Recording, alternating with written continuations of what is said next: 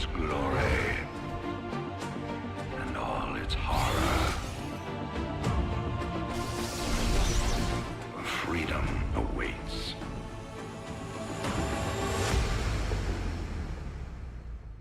In this weekly edition of the tournament as well. Don't forget that all of the games are best of 3, guys, so each player will have at least 2 chances to close down the match. So let's begin. In the bottom left corner of Amygdala we have the Bulgarian representative. He's going to be playing with the blue drones. Ladies and gentlemen, let's hear it for Nitix. One of my most favorite players in the world. Of course, he is playing against none other than the Greek representative. He will be playing with the forged proto skins. Let's see some support in the chat for not Status, but we know that he is Status, so he cannot fool us with his nickname. Already we see very standard openers here from both of the guys. Hatchery, Extractor spawning pool, opener here by Nitix. He isn't going to try something cheesy, at least for now, it would seem. I have absolutely no idea what rank the Red Protoss player is, but so far everything seems good on his side of the map. He's going to come here, he's going to scout a little bit. Is there something to be worrying about? No. Right now he sees that everything is very standard timing wise, so he will plant down his second nexus and he will of course build this very important cybernetics core follow-up. As you know, the cybernetics core allows you to open up several different tech paths, and I'm interested to see what this Protoss player will choose to go for. I believe that Stargate is the best opener 1000% against Zergs, but I have seen crazier things in the past. Nowadays it would seem that for example Robo Rushes are coming back into fashion, especially after they kind of changed the Immortals pricing in the latest patch. Nitix Overworld will reach the destination here, and we'll see that so far at least nothing cheesy is happening from the Protoss perspective as well. And there is that Stargate that we were talking about. Now we need to wait and see when Nitix will scout that. Of course he can always kind of presume that an Oracle will come his way at some point. Of course for now he needs to focus on economy, the queens. As you can see, the first queen already popping out from the hatchery, from the natural hatchery, and the first energy will be used to expand that precious Kree for the Zergs. And here is the Overworld. Nothing will stop him to scout the Protoss player. And I believe that Nitix was waiting to see whether a Stalker or an Adept will pop out from the gateway. Once he saw that there isn't anything that shoots up, basically he is going to scout the map here, and he will see that the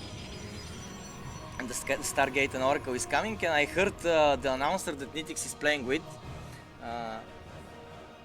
I think that's Diva from Overwatch, one of my favorite characters actually there. I love to play with her.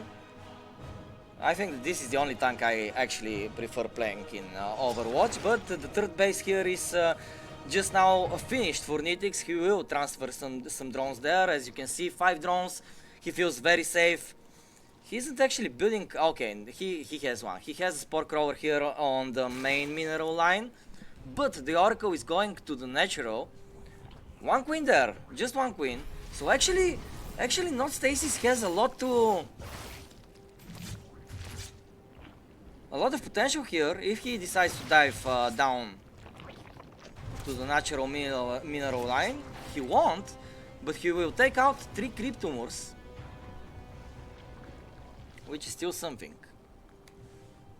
So far though, not a single unit has shed blood in this game, which is very nice, and we already see that Nitix is gearing up for the mid game. He is constructing a Roach Warren, while Not Stasis is coming here actually with the depths. these are 5 adepts. Let's see if they can actually find some economical damage here. The engagement wasn't that great. Yorkos, they need to be very careful. One of them is very low on HP. Good defense here by Nitix. A little bit of a waste from the Greek player, but I really like that he's following up his play with something that is already a standard in the matchup, the blink +1 timing. But I would like to see some stalkers maybe go and deny that overward, because right now he's Nitix of course is seeing everything that the Protoss is doing. 3 probes go down here just for a couple of blinks. Good damage found by Nitix. The Oracles though, they answer. They take 3 drones themselves, but one of them falls. And base number 4 is coming here for Nitix. It is important for Nitix to expand as quickly as possible, and even more important for the Protoss player to check where the progression of the Zerg is currently, because if you let the Zerg do whatever he wants on the map, he has the potential to expand substantially in a very short amount of time. So I think that we will need to see some kind of an attack by the Protoss player. And he's actually diversifying it.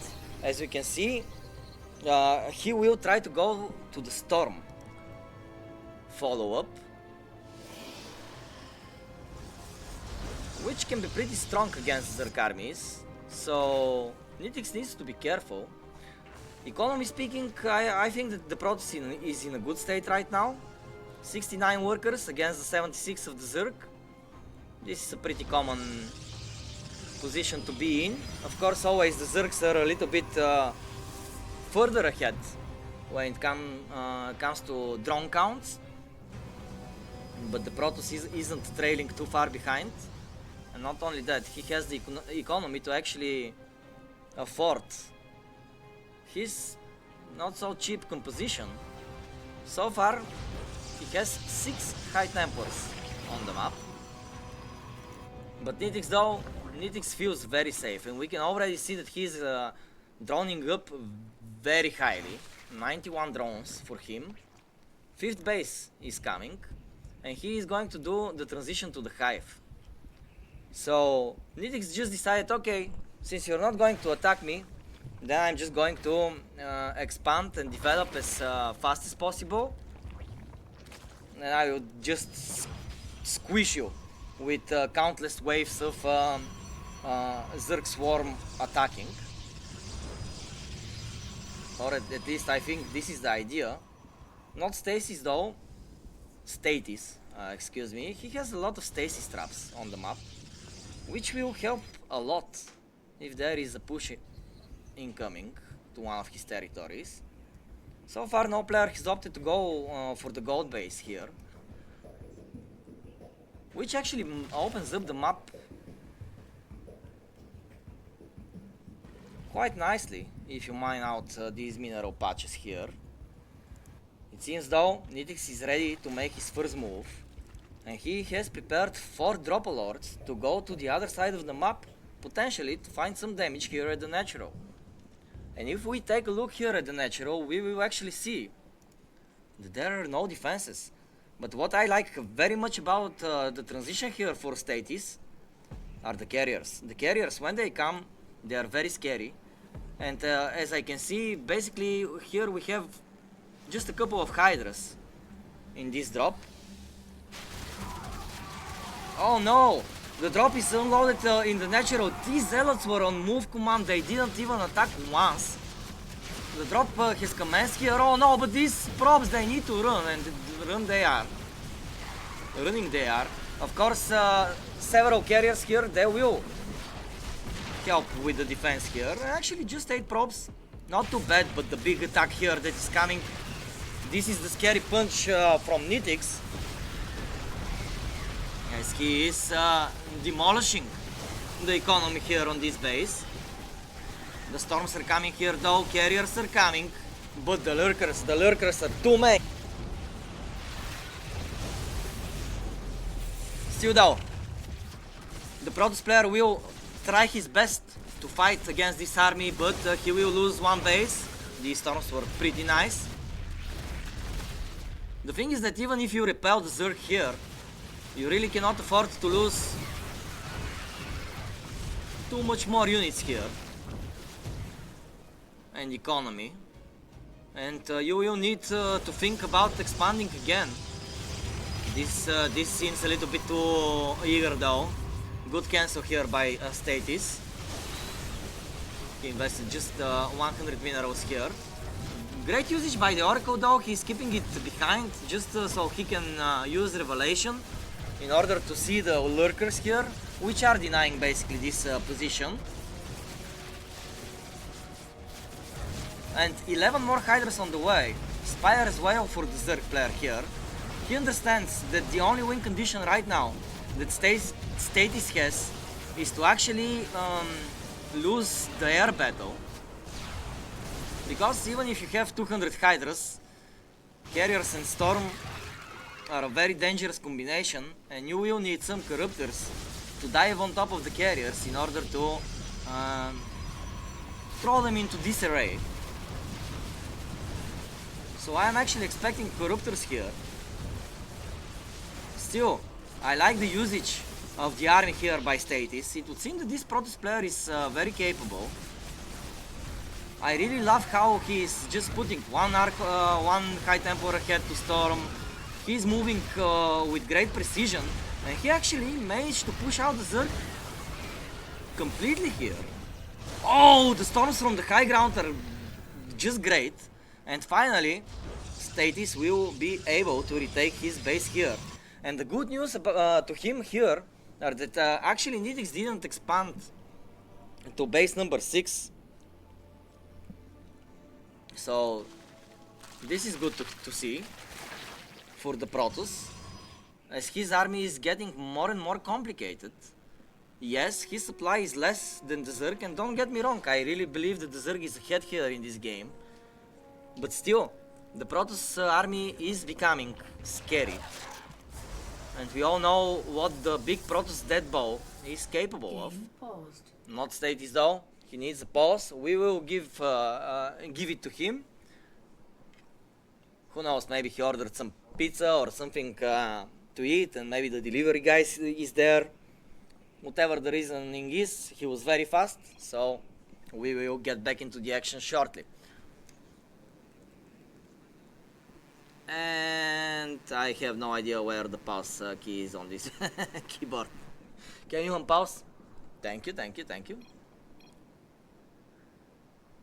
Game resumed.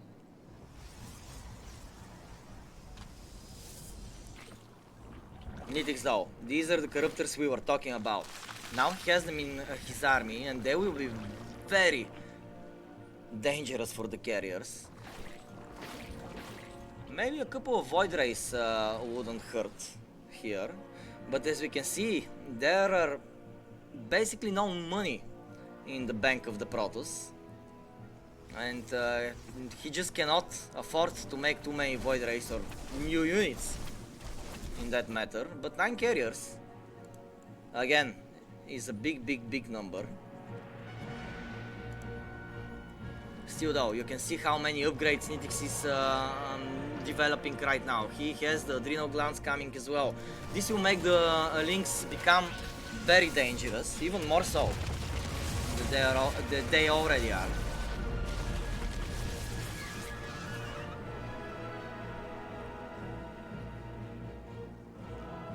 Oh, but there is a drop here at the natural as well.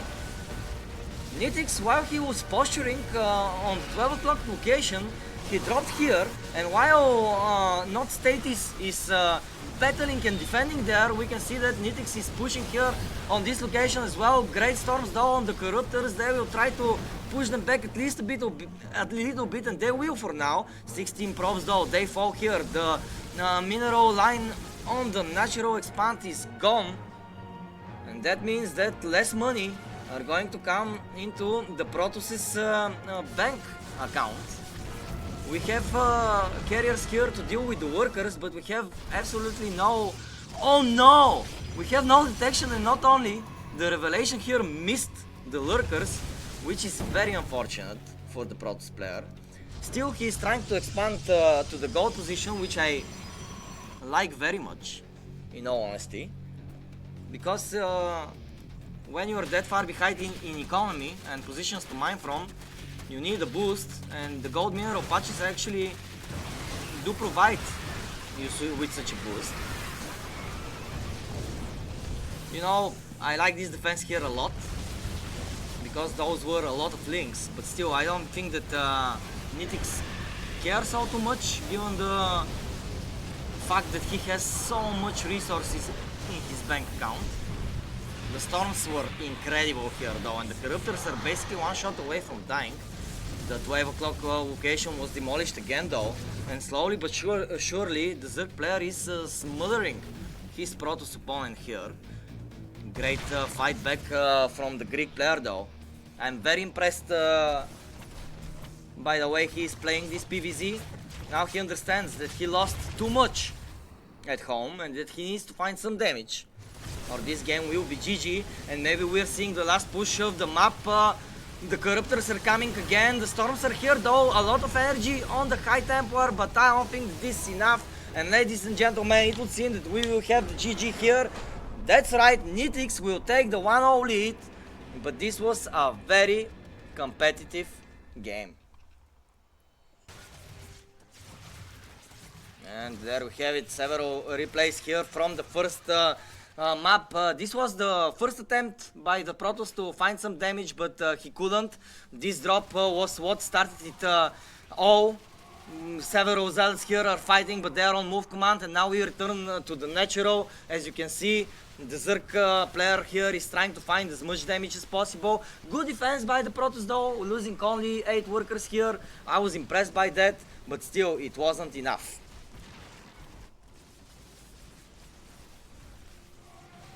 He was trying, he was battling, he was struggling to push back the Zerg.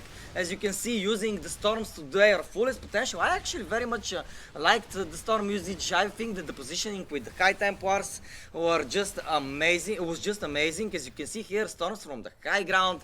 But now the last push needed to come, as all of the infrastructure of the Protoss was actually destroyed here. So yeah, that left no choice for him but to type the GG and to give Nitix the 1-0 lead. Curious to see what the next map will be. Of course we are going to get to it shortly, but if I can take away something from game number 1, is that I'm impressed with the confidence that the Protoss played with, and just the way he defended Nitix for a while, because we all know Nitix is probably the most dangerous Bulgarian player in the bracket, so being able to put up such a fight against him is a great showing for the Greek player, and I'm super happy, brother, to meet you even through the screen like that, but very, very grateful for you registering to our tournament. Of course, guys, I want to thanks to everybody that actually support the prize pool as well. As you know, we have a 150 euro guaranteed prize pool, which will be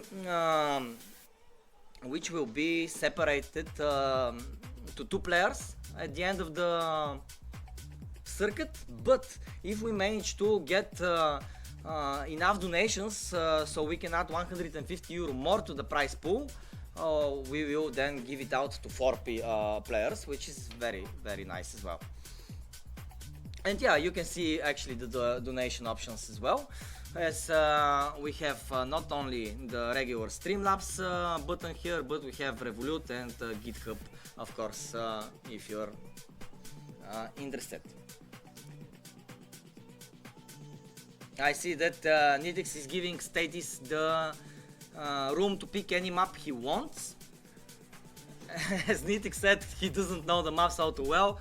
But really guys, I don't trust the StarCraft players all too much, because each and every time one of them tells me, oh brother, I haven't played, I haven't trained, I don't know the maps, and they will go on to reach the final, you know, or to win the whole tournament. So I have heard it all, I have seen it all. From my experience, everything is decided on the map. The words before that have absolutely no meaning. Still though, some players, you can get into their heads if you kind of try to mess up a little bit with their mentality, you know.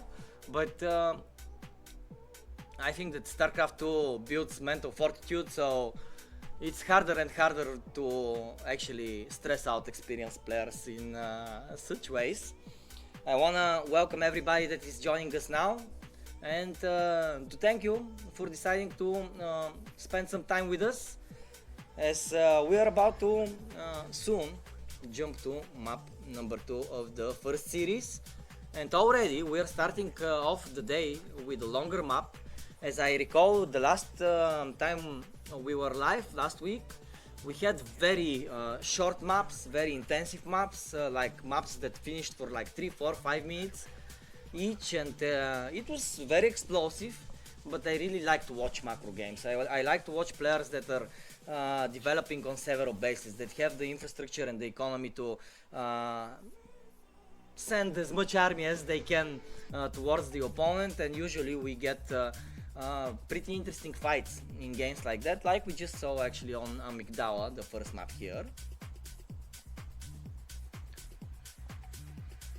And I actually can kind of see what the MMR of Not Status is. Ooh, actually high MMR, 5.4k MMR for the Grandmaster Protoss player. So we have a Grandmaster versus Grandmaster game here on our hands, ladies and gentlemen, and this is why it was so competitive. It would seem that map number 2 will be Frostline. I'm curious to see what the modern PvZ looks on this map. It seems like it's not the largest map in the map pool, which means that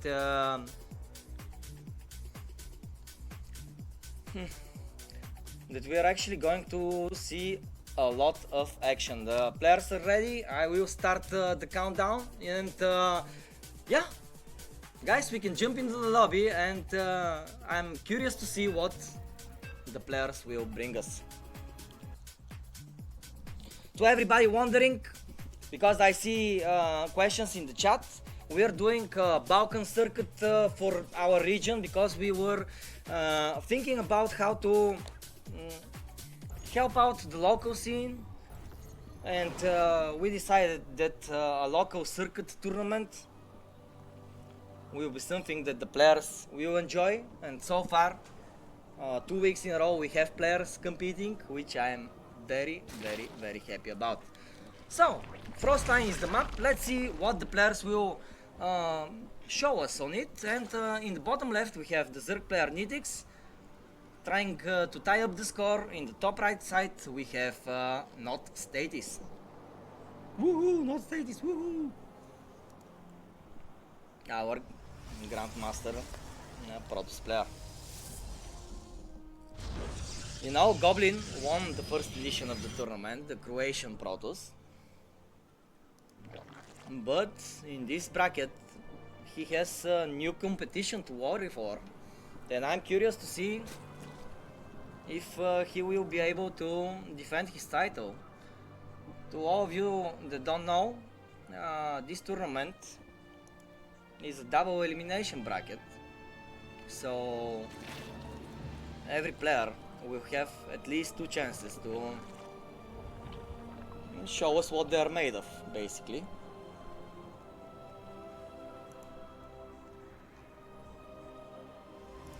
So far, Status is scouting here. He sees that Nitix isn't going for a quick spawning pool, and of course he will have the comfort to establish a rhythm that he is feeling good to play in.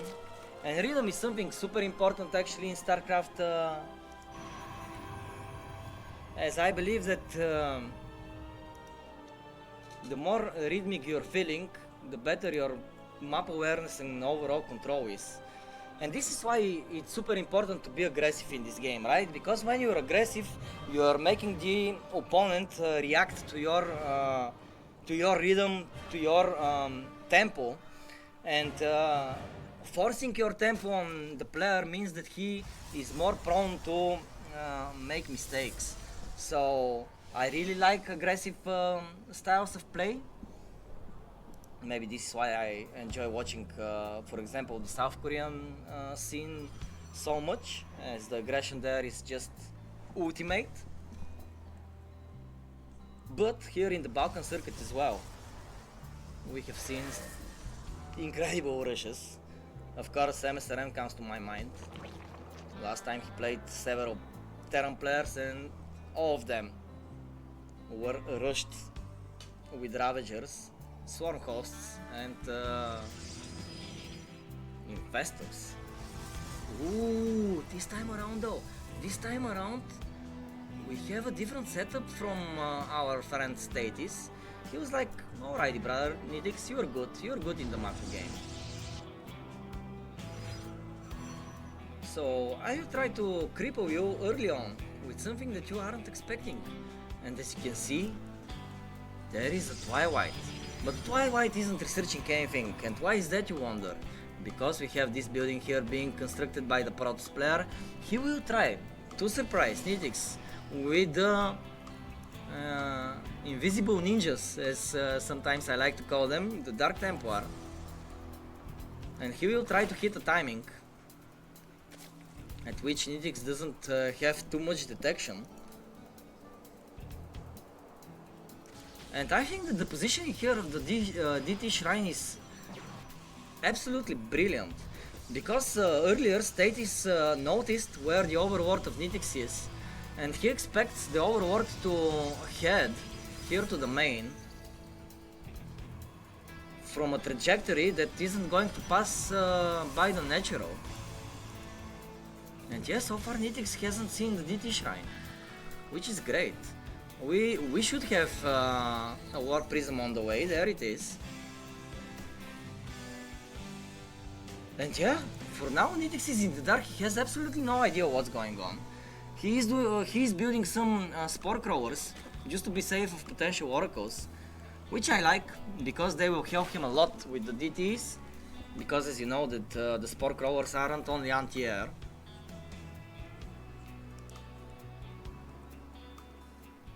But they're invisible detectors as well.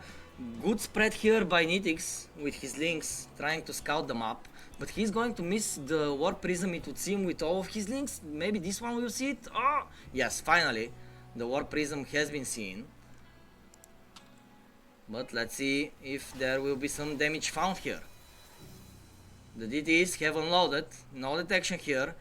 He's going straight to base number 3, but there is a Spore Crawler there. Still though, if the DTs manage to get on top of the Spore Crawler, then it will become hard for the Zerg player to defend. So far, good control by the Protoss. Maybe this Queen is a little bit overzealous. Maybe it can be punished. But Statis decides to play it safe. As soon as Nidix saw the Warp Prism, he understood that maybe it's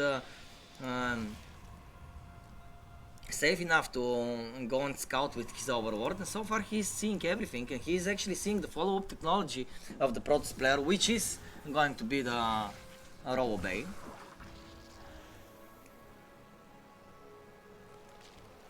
So information gathering here by Nidix is very good, and now the Protoss is in a little bit of a weird position, because he delayed his third base by quite some time, just so he can execute a big attack here.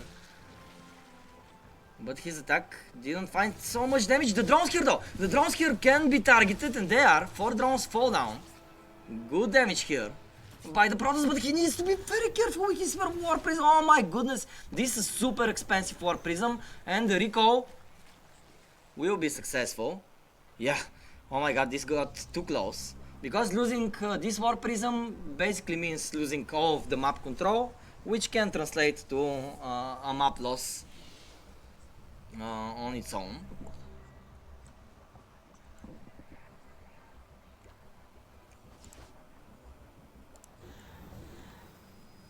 And now I'm curious to see what Nitix is going to be building, because Hydralisks, guys, they aren't too good against Colossi, and Colossi is the weapon of choice here by the Protoss player, and I very much love them in this matchup.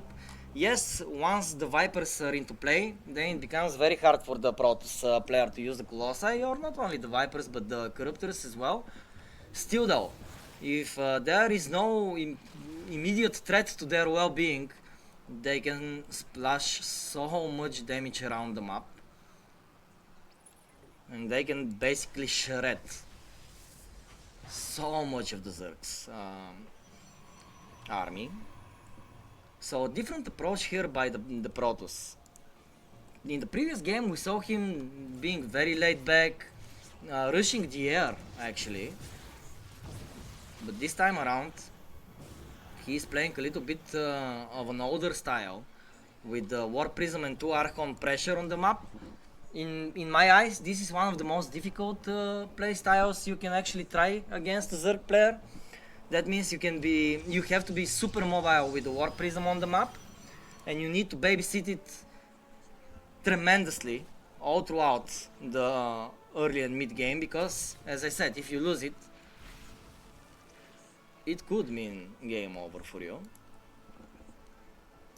Lurkers coming into play. In a weird way, I kind of like Colossi against them as well.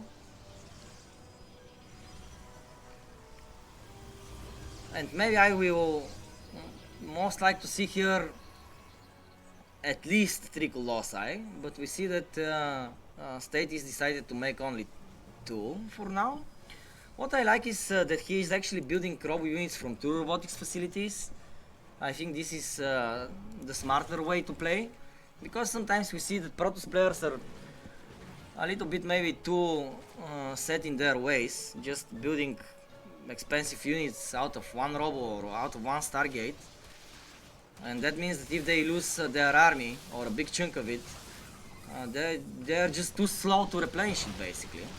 Here the Lynx are trying to attack, but they're very well handled by the Protoss, and now he will actually push 2 Colossi, several Immortals and several sentries here to protect and help the Stalkers with the push. And we see that the Zerg player needs to evacuate this position, at least for now. Workers and Hiders are trying to defend, but the Protoss army is relentless in its approach. Aggressive blink here we have from the Protoss. The Zerg is trying to pull back as much as possible. He is going to rely on his defender's advantage basically, but once the Protoss army establishes itself here, it's going to be very difficult for the Protoss to stop it. The counter-attack though with the drop is being initiated, and 23 probes fall down for the Protoss. So the Protoss player is a little bit of an all-in in an all-in situation like right now. He really needs to find a lot of damage here in order to equalize the economical state of the game, and actually he does, as we see that Nitix falls down to 47 drones himself. What is good about the Zerg player is that he actually didn't lose his hatcheries, so that's good news for him, but that was such a scary attack. 23 drones falling down. Nitix needs to rebuild them, but another army is coming, and does he have enough army supply here to actually push away these Protoss? I wonder. I'm not too sure, in all honesty. We see that the link count here is dwindling. Only several Hydras remaining here. Aggressive blink here by the Protoss, but the Lurkers will come here and they will try to protect the remaining Zerg forces, and they will. But for how long? A second wave of Stalkers will come. The War Prism here is going to be supporting the attack with everything she got. I don't know why I think the War Prism is a woman.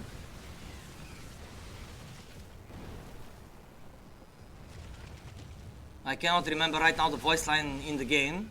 Maybe it's just a robot, but that doesn't matter right now. What's important is that it will reinforce the push, and we have another aggressive blink here. We have Oh, the lurker is defeated, but of course the aggressive blink meant that the stalkers will take some damage themselves, but either way, they are going to blink aggressively again. All the hydras are falling down here. Drones are being pulled to protect the Zerg, but I don't think that this will be enough. Several more links are coming out of the hatcheries. Will they actually repel the stalkers? Will they actually help Nitix with this defense is what I wonder.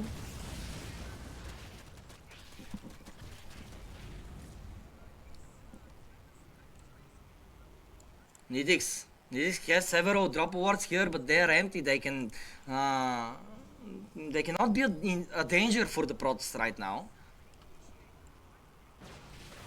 And finally, this hatchery will fall.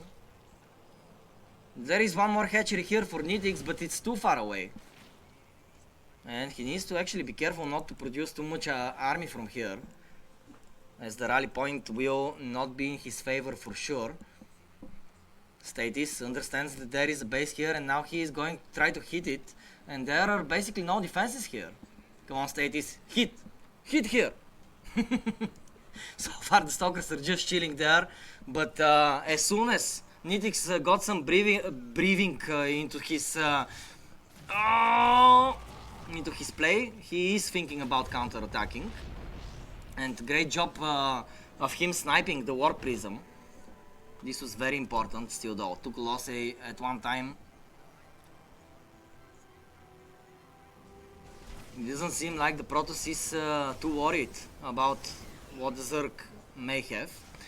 If I have to be critical about something here from the Protoss's perspective of play, I would say that he's move commanding his army a lot on the map.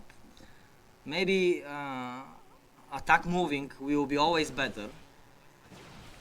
So I would suggest that he doesn't do that all too much, because last game we saw several zealots just move commanding, not fighting the links at all and dying for nothing.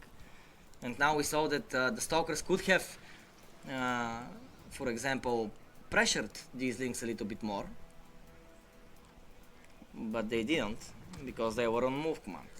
Nitix will try to get the base at the 6 o'clock location, but this is just a perfect moment for the Protoss to move out again. He has 2 Colossi. Is there a War Prism on the map? Not yet. So basically this army is what he has at the front of the battlefield. But Nitix finally has some higher tier army units as well. He has the Vipers, and now you can see he is trying to abduct the Colossi, and he will be successful in doing so. One of them falls. The lurkers now feel safer to expand their positioning. So great deflection here by Nitix actually. The Vipers were very clutch. If we didn't have them here, I think that we were already going to be going to game number 3. But so far he is in the game. The Protoss player decides to mix it up a little bit by adding disruptors into the fray. I think that there will be a perfect unit to play against the composition that Nitix has right now. How many Vipers are there? Just one, just the one. And one Viper doesn't have energy enough to pull everything from the Protoss, but he pulls 2 of the Colossi. So this was actually a big hit here from Nitix, and he's trying to counterattack, which forces the Protoss to recall his army here to defend. And yes, Nitix will lose these lurkers here, but that means that he can try to pressure another breaking point here. Oh, this disruptor, okay. Its shot got detonated, but it wasn't enough to deal with anything basically. And Nitix is trying to establish a good position here between the Protoss's second and third base. The Protoss needs to be super careful. As you can see, the lurkers spikes are nothing to take lightly. Some DTs though. DTs here are incredible. I don't see a single overseer here for Nitix. Big mistake not to bring one to this attack. As you see, he needs to fall back now. Super chaotic game we have on our hands. But the Protoss player, even though he is not as high in supply as his Zerg opponent, it would seem that he is mining better right now. So Nitix is the one that needs to be aggressive. He really needs to find damage on the other side of the map, and I don't just mean army damage, I mean economical damage. He is trying to stabilize himself, and his drone count isn't bad, don't get me wrong. But he doesn't have any mineral patches to mine from, which is the scary part here. Because both his main and natural are basically depleted. And Nitix is doing something very smart, expanding on the 11 o'clock location, but either way he will manage to, as they have played each other so many times before.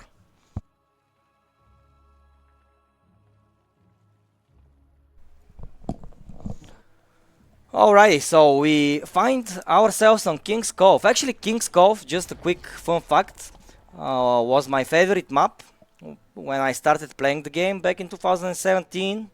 This was the first map that I was actually using a lot of oracles on. As you can see, it's very nice. A lot of beaches here.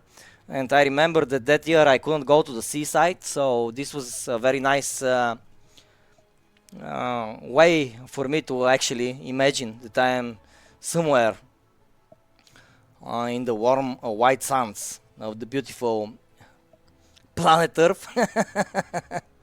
Here though, I don't know which planet we are on, but I know the players that are going to play, and let me introduce them. Ladies and gentlemen, the Bulgarian Zerg in the top left with the pink drones. This is the one, the only MSRM, who, against all odds, is starting in a very standard macro way, and I'm sure that the Terran's SCV here is going to be mind blown when he sees that everything is in order. Talking about the Terran, of course, this is him, the finalist from the last weekly cup edition. This is the Litri representative, again from Bulgaria, Brockstar.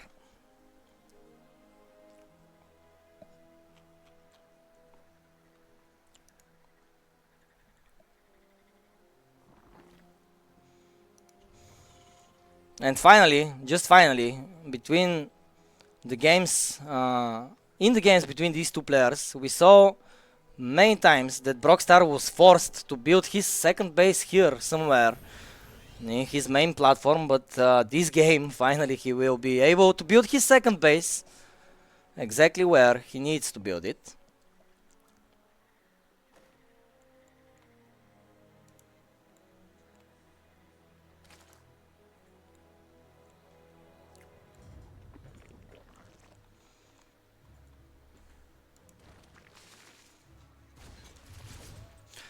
And the first interaction between the two is here. The Reaper will poke, but he will see that there is no damage to be found here. I'm actually super excited to see a macro game out of MSRM. It feels like it has been too long since I saw a proper macro game out of him. So, curious how he will handle a very strong macro player, which Brockstar is. And I think that his build order choice is displaying that in full capacity, as he is opting to go for the super quick third command center. And there has been a lot of discussions about that, and I agree with the conclusion that this is one of the best approaches to use when playing against a standard opening from the Zerg. As usually in the early game, the Zerg players are trying their best to establish economy, to establish bases, to make as many drones as possible. And usually they aren't the ones that are aggressing on the map in this matchup. So actually that leaves all of the options open for the Terran player to go for a quick third CC and not only be on par with the Zerg player's economy, but even get ahead in that regard. And keep in mind that if the Terran player is ahead in economy in the mid game, his push, his timing push, will be super scary. So, oh, this Reaper is getting out on 1 HP. Lucky to be alive to scout a little bit more here. But of course, finding damage with the Reaper here is out of the question. And already we see that MSRM is building a lot of roaches, which aren't the most commonly used unit in this matchup.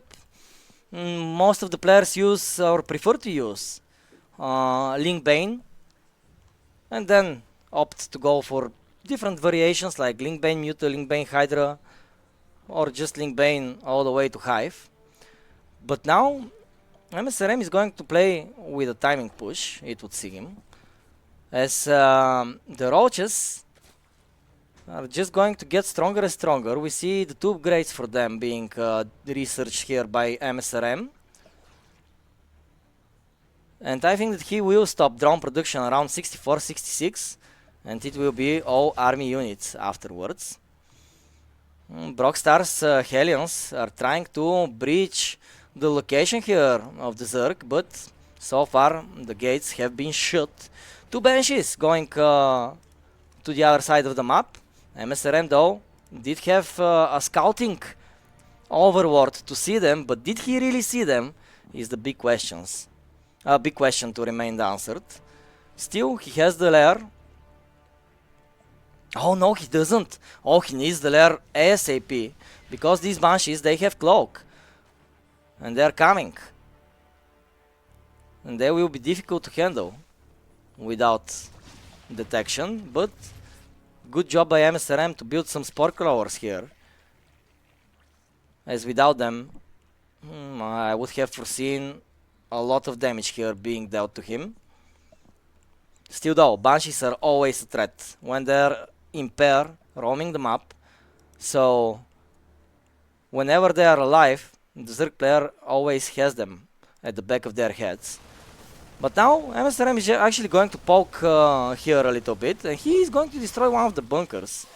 Still, the Marines here seem like they are more than enough to handle these roaches. And of course, once the Banshees come, these roaches are going to be forfeit. Let us see how much damage they will find before falling. 2 ICV, several supply depots, a bunker. For 12 roaches, I think that this is a big investment here by the Zerg player. But still, his economy is intact, and he can try to do push number 2 in just a little bit. I like this play here by MSRM, trying to deny the 3rd base plant as long as possible. Still though, Brockstar's army is becoming scarier and scarier each second that passes. And distractions like that will be easily handled. Base number 4 here for MSRM is online. He is producing more technology as well behind that, adding the Hydralisk Den as well as the Infestation Pit, which usually indicates lurkers. And lurkers are one of the favorite units of MSRM. He uses them very well. So I wouldn't be surprised if we actually see a worker transition coming out from him. And either way, he needs the splash damage right, because he is going to play against a bio army Terran. So you need to splash the Marines in some way. And since you didn't develop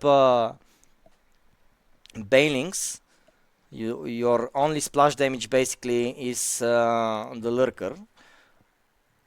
And there we have it, the lurker then is being constructed, but before that we are going to have a drop here at the natural, and MSRM needs to respond as just a handful of Marines can be devastating for a mineral line. Misplay here by Brockstar though, losing his Medivac, but he's trying a 1-2 punch combo, and so far it's working because 15-16 drones are falling down. In the meantime, MSRN is trying to breach the middle. I was wondering where his army is, but he got deflected. The tanks here, 3 tanks are more than enough for Brockstar to defend this ramp.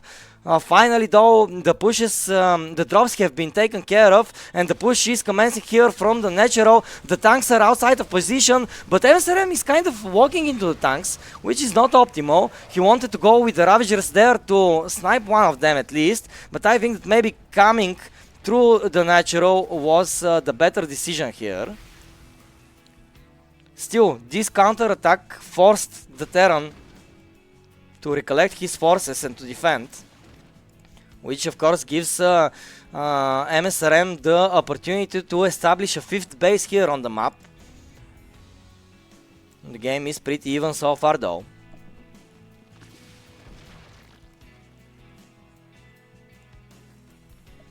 And I see Vutu in the chat is also thinking like me that something is very wrong, since we see that MSRM has 5 bases.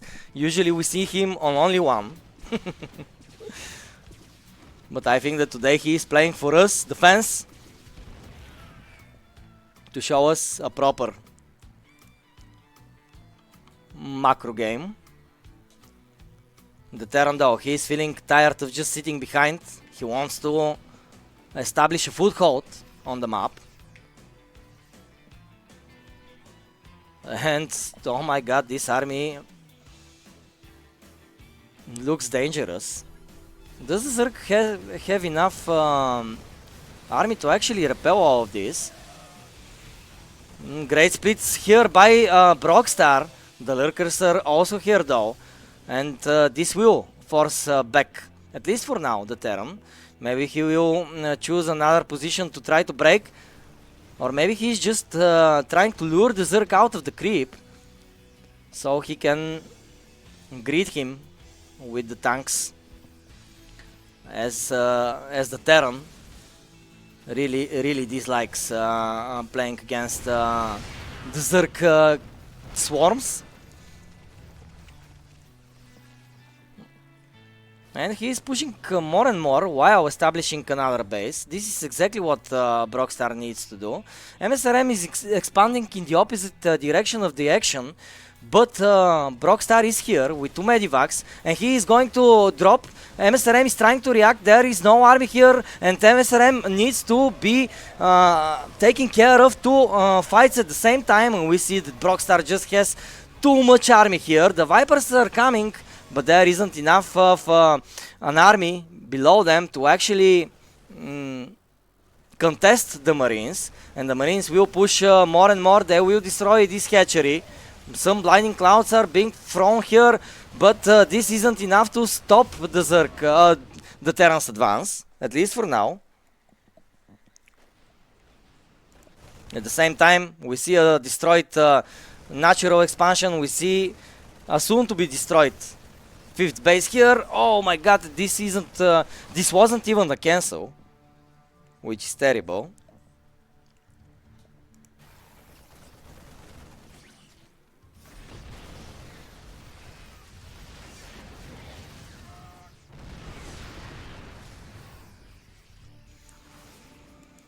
And I believe that the Terran is just winning slowly but surely here.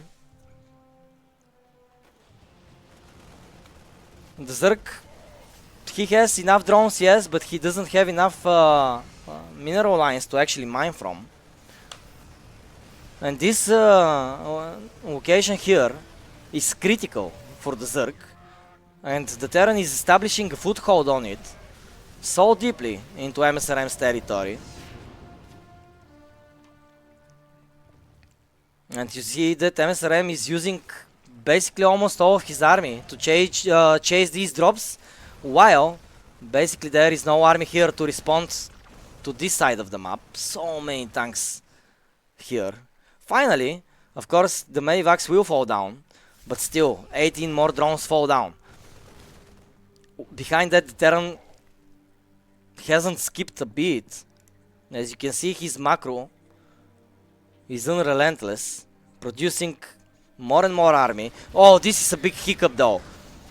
As soon as I praise the player and he does a mistake like that, losing all of his tanks in the north side of the map, but still, the second wave is coming. The army supply here of Brockstar is more than MSRM's. The splash damage is tremendous with all of these tanks. And maybe one shot here for MSRM to snipe the tanks before they siege. He will move out just in the nick of time. While of course there is another drop being as annoying as possible in the main base. And I think these 1-2 punch combos that Brockstar is throwing all game around, they're just a little bit too much, and he's getting closer and closer to the knockout.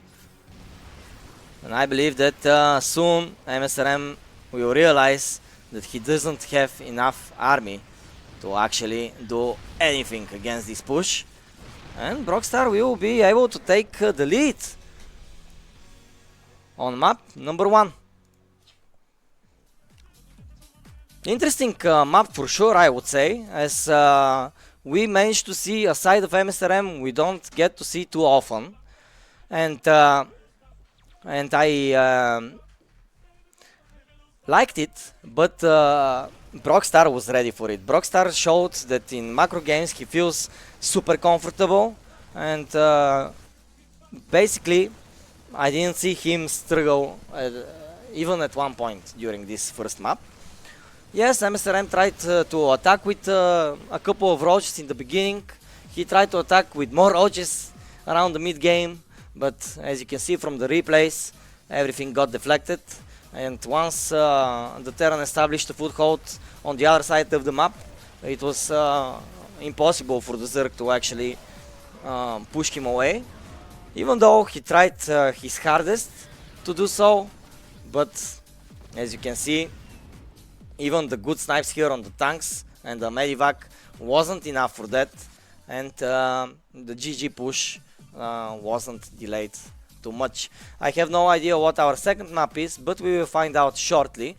I wonder if MSRM is still going to keep playing his macro style of play, or will he transition to the cheesier, more aggressive styles that he loves to play with. Of course, you cannot play every game with the same style, right? Because you will become a one-trick pony that the players are just going to blind counter each and every game. So you need to mix it up a little bit, and I am very happy that MSRM decided to do so. And I think that if he manages to tie up a little bit of the decisions that he is making, he might have a bigger chance here. Frostline is going to be our second map. We already saw a very nice PvZ on it in our previous series, but now we will have a TVZ on our hands, and let's see who will take the win here. Of course, Brockstar will be on match point, while MSRM is going to battle to tie up the series. And not only that,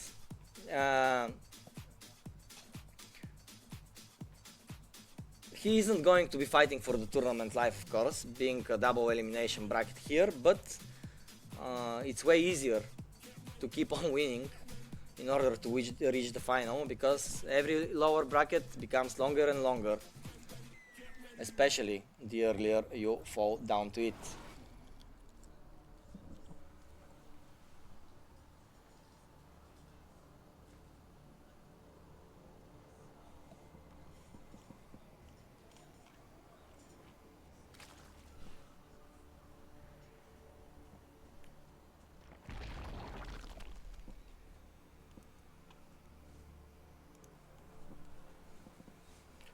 So, Frostline, 1-0 for Brockstar, of course. And here he is, the Terran player. Against him, the Zerg, that is again doing the unthinkable, expanding at his natural base location. Doing the extractor here, trick here. in order to have the spawning pool a little bit earlier and maybe get a faster queen. Last time these players played on this map, Brockstar has bad memories because MSRM proxied him here and he managed to defeat him. And straight away we see the SCV of Brockstar scouting, and here you again see that everything seems normal on the Zerg's side of the map. And here is that spawning pool, faster spawning pool. So MSRM is actually going very macro-esque here right from the get-go. Apparently today he woke up and decided that this is his Bizarro day. So instead of the ultra aggressive MSRM, we're going to see the ultra macro oriented MSRM. Of course, Zerg players can always turn on the heat, right?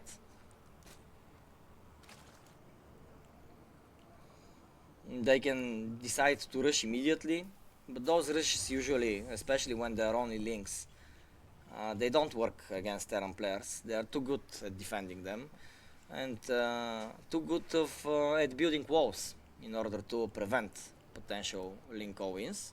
So we basically almost never see them in the matchup.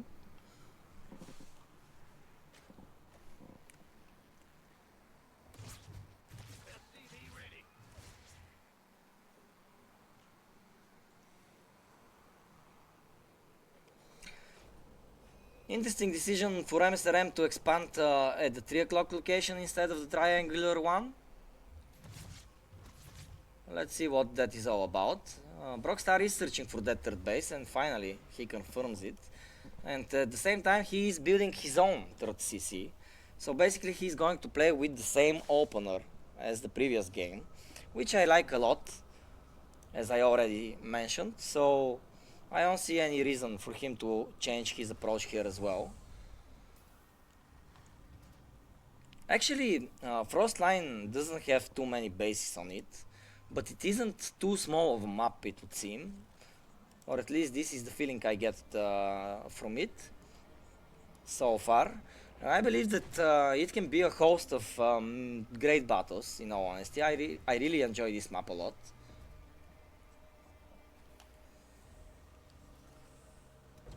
And I think that, yeah, Brockstar is going to go again towards the Banshees and the Hellions for the early game. And this approach is a super safe one, right? The Hellions, they can potentially dive into snipe a lot of workers, and of course they can potentially defend you against some links. Still, we aren't going to see links here by MSRM. He is again going to be playing with his roaches. Brockstar has yet to confirm this, but he will soon enough, I believe, with this Reaper.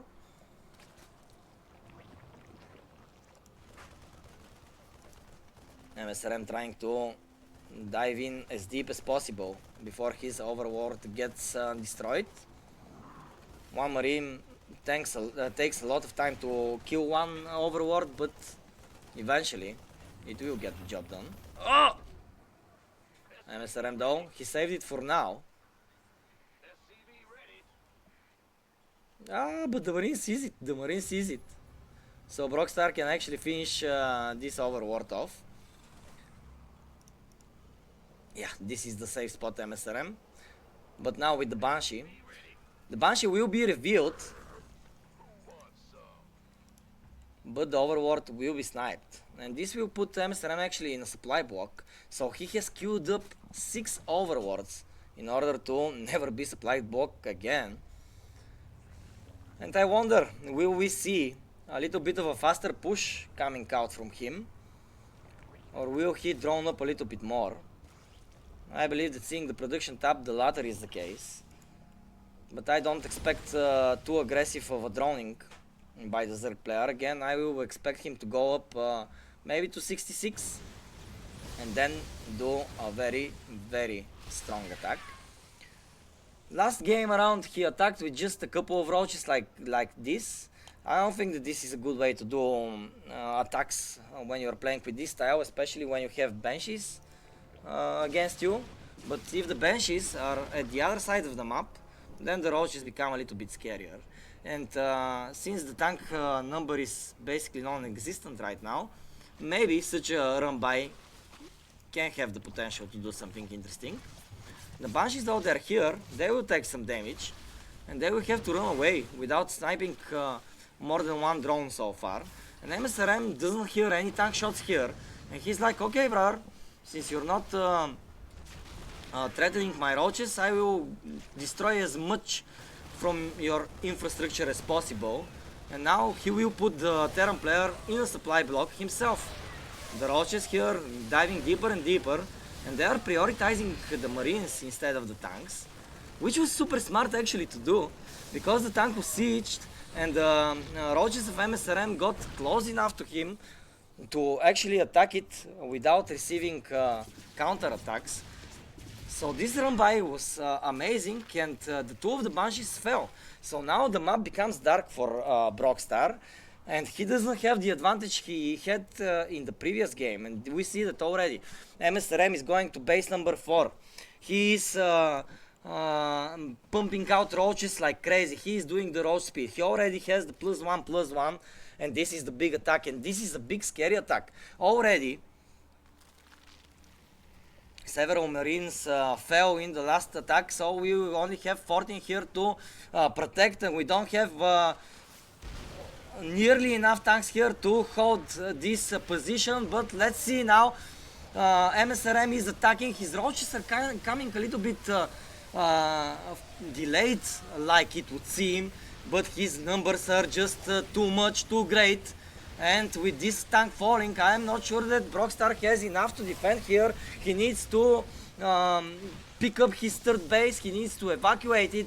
16 of his workers are falling. He is pushing further and further ahead.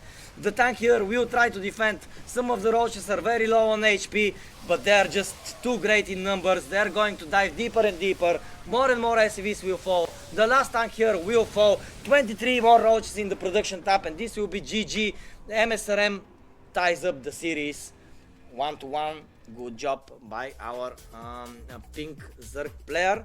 I think that this is the attack he had in his mind for game number 1. Just Brockstar managed to defend it better. Here, the early skirmish wasn't in Brockstar's favor, and the only difference between map 1 and map 2 were the Banshees. The Banshees in map 1 were at home, so when MSRM came with his first push, it was just too easily defended, and then it snowballed out of there. But here the Banshees were counter-attacking while the roaches were here, and we saw that the damage that they did was enough, just enough to actually lessen the defenses, so to say, and to eventually crush the Terran opposition here on Frostline. We saw the same build orders out of the two players in two different games, but weirdly enough we have a different result as well. So we saw the same thing but with a different result, 1-1, and I'm curious whether or not they will change their approach for the third map, because they already showed what they want to play like, right? And since they can kind of trade in that regard, maybe now on map number 3 one of them needs to maybe try something a little bit different, maybe try a newer approach. So as soon as we get the lobby up, we are going to be jumping to game number 3, of course. I have yet to see what the map is, but so far so good. So far so good. I really like the games. You know, we saw a 2-0 out of the first one, but it was very competitive. And now from our second series of the day, we are already jumping to a third map. So yeah, I'm satisfied and happy with that. While we wait, guys, I want to see your comments in the chat. How are you feeling today? What is the vibe there? You know, again, as I said earlier, it's snowing here, but it's sunny weather inside of me whenever I have the opportunity to cast a little bit of StarCraft. So, okay, El Dorado will be our third map. El Dorado is such a cool name for a map, right? So, I'm curious to see what it will bring us. I believe this will be the first time to see it here in the Bellum against Elite Balkan circuit. I don't think we saw it last time around. So yeah, curious to see a TVZ here. It's a weirdly shaped map. I'm going to show it once we get into it. But yeah, before that, let's wish good luck to both of the players, as I see that they're loading in right now. MSRM and Brockstar, who will advance forward in the winner bracket.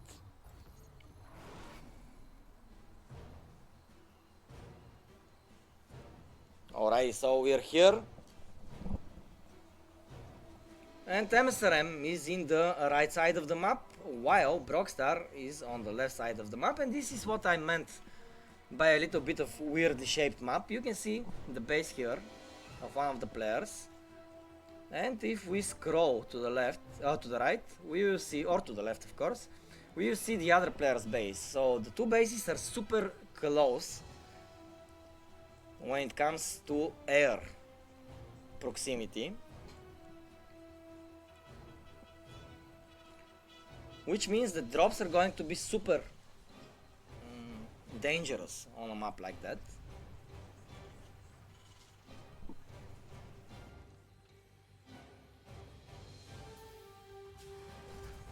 And I wonder if the Zerg player will try something along those lines.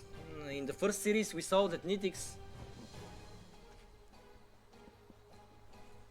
is actually preferring to play with drops. So I wonder if MSRM will use a similar approach. Of course it was a different matchup, but still I think that drops are relevant in every matchup, as they can do a great backstab.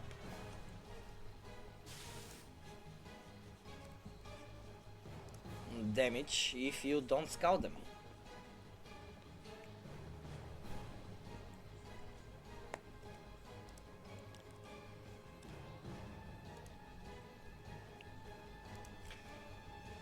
So far though, MSRM still opening up with a second hatchery. Again, the same build. I wonder though, will he try the roaches again? Looking at MSRM's history, he is a person that prefers roaches as opposed to lynx. At least he uses them to win his games more often than the lynx counterpart, but that doesn't mean that we aren't going to see a link bane out of him. The first Reaper is here, but the queen will be on time. Yes, no drone will fall here. It was close, but good save out of MSRM. One marine is also running across the map, but it got lucky because it will actually scout an overworld here,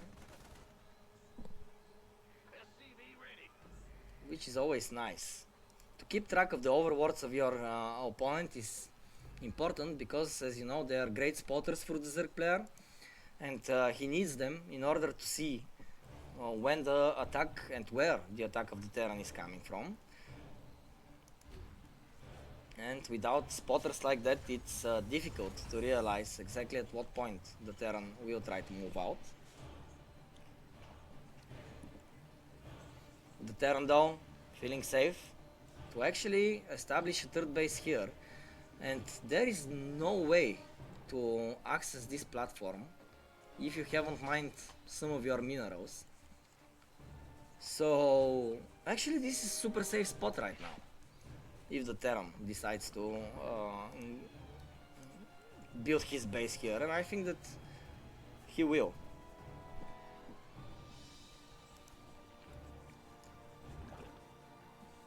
Of course, if the Zerg decides to open the mineral patches here, then it will become a hard to defend base for the Terran. So this is a balancing act on this map that I'm very curious to follow, where it will lead us. The third CC is done, The first roach is already on the way though. And the first Banshee as well. So we are going to get the same opener. And I believe that there is logic behind that. Before the map I told you that maybe they will need to change things up in order to surprise each other. But if I try to imagine the game, the series, from the perspective of the two players, Brockstar won with this build on map number 1 and lost map number 2 just because his Banshees weren't on the right side of the map. So probably he's thinking like, okay, then this time I'm going to keep my Banshees a little bit more on the back, defend the first push and then counter attack and win the game from there, like I did on the first map. And MSRM is probably thinking, well, the first map I kind of misplayed it a little bit, but now I'm ready to repeat the success from map number 2 and I'm going to use the roaches again. Still, using roaches doesn't necessarily mean that you're going to be playing super aggressively. So far we were seeing an aggressive push from MSRM, but sometimes Zerg players, they use roaches in order to buy time, in order to get to the high level of technology. And this is something that I have seen top pro players do, afterwards transitioning of course to the Linkbane Hydra Worker composition. So let's see what MSRM will decide to do here. 4th base incoming for him, which is on a good timing, I believe. His economical expand is flourishing very nicely right now. Brockstar here will use a scan to confirm whether or not there is a lair here, what is the technology. Of course MSRM started his lair in the main base, so the timing of the lair is not going to be revealed just yet to the Terran player, who is constructing an armory actually, as he will need those 2 and 3 upgrades for his bio army. Finally, the 3rd base has been set here on location. And Brockstar will start mining from it. I will really like from MSRM side to have this overlord here check this location, because I think that this information will be critical for MSRM to acquire right now. Because let's keep in mind, he has a bigger army than Brockstar. He has a lot of roaches. He is going to use a lot of roaches. And he needs to decide which the best way to attack is. And we saw that actually he is trying to mine these mineral patches here, but the Banshees are well positioned, as they denied, at least for now, the opening of the map. But if that location there fails, you can always transition to this one. And MSRM is creeping forward. He is searching if there is some sort of presence here for the Terran. I really like this sensor tower here. It will show the Terran if the Roach Ravager army is coming from the south,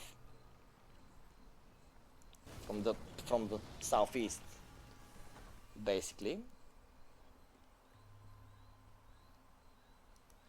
But another thing, MSRM is just kind of monitoring the expansion of the Terran, and he's like, okay, you're still developing.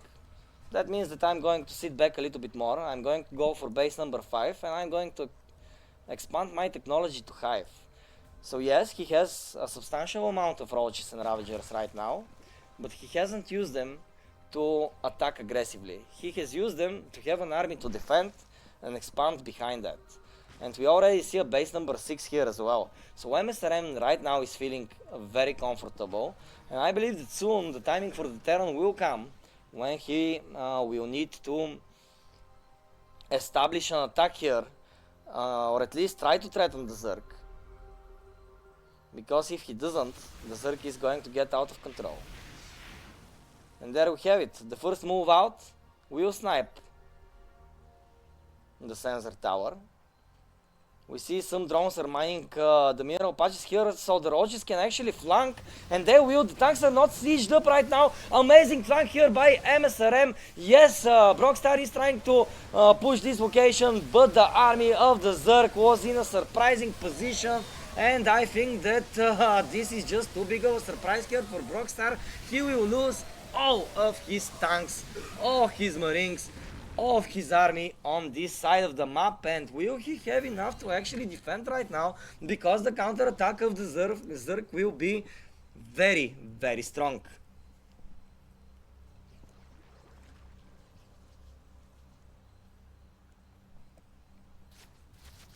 Oh, I see Tatyanko, Psycho Green, BT Man in the chat. Hello guys, I'm super happy to see you supporting our players yet again, and our players are showcasing better games this week, which can only bring joy to me, as that means that they have probably practiced during the week, and I think we can already see that in the bracket so far.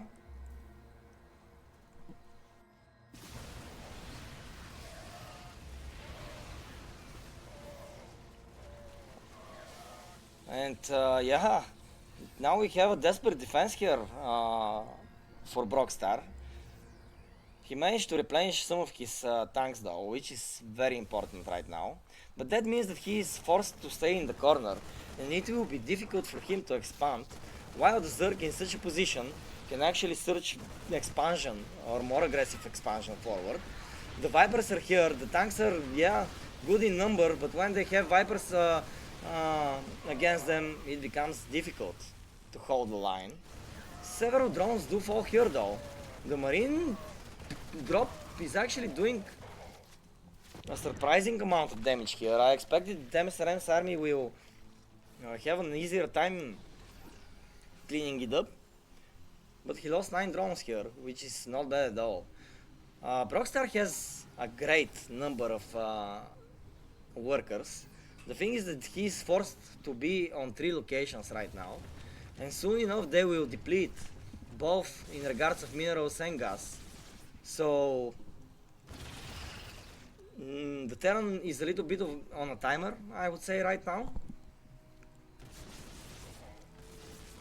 He really needs to break this contain, which is becoming stronger and stronger with each minute that passes. And again, the Vipers are here, they have replenished their energy. Brockstar will unleash the bio straight away at them as soon as they pull the tank, but the lurkers are there, they are protecting the flank. And it's a little bit of a stalemate, but MSRM is slowly inching forward, and more tanks here are being pulled. But Brockstar is like, oh brother, I have had enough of that, I'm going to try to defeat your workers here. He isn't going to be able to do so though, and I think that there is just no way here for the Terran player to answer this Zerg's push, and I think that MSRM managed to turn the tides here in this city. Elite Stars got a tournament. So let's see if our blue Zerg player can withstand the aggression from our pink player. Talking about our players, of course, Nitix is in the bottom right, and MSRM is in the top left on Abyssal Reef, the beautiful underwater map. For those of you that haven't really seen this map too much, when a unit dies here, its body doesn't dissolve on the ground, it floats up to the surface, which I think is a very cool visual effect. And I'm happy that we're the observers, right? Because usually the players, they play on the lowest graphics settings because they don't want like extra effects to sparkle up their screen and to confuse them. But we as observers can basically put the graphics to extreme level and see everything that is happening. The two overlords will pass each other Will they see each other? I believe so. They are probably going to wave like, hello, hello. I cannot attack you. I cannot attack you either. But yeah, they saw each other just for a little bit. Still though, overworlds early on in ZVZ, they feel safer than a bunker. As usually there isn't a lot of anti-air to deal with them.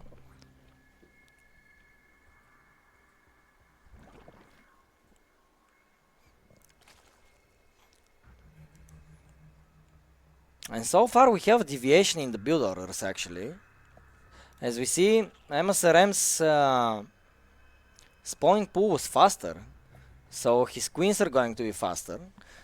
Nidix opened in the most standard way possible.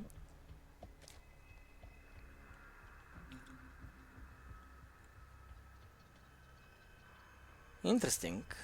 He will be behind on gas income.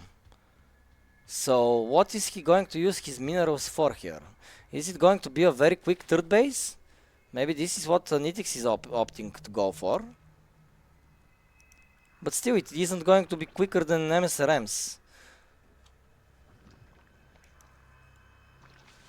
Either way, the approaches are a little bit different by both sides, but the location is basically the same. Nitix lost an overworld here though, which isn't optimal at all. Because early on these 100 minerals are very pricey, and not only that, the larvas as well, right? So you don't have too many queens to inject, and you need to use your larva as optimal as possible. And when you need to do a unit which you haven't really planned on doing, it can mess you up a little bit. I don't see any links by MSRM here.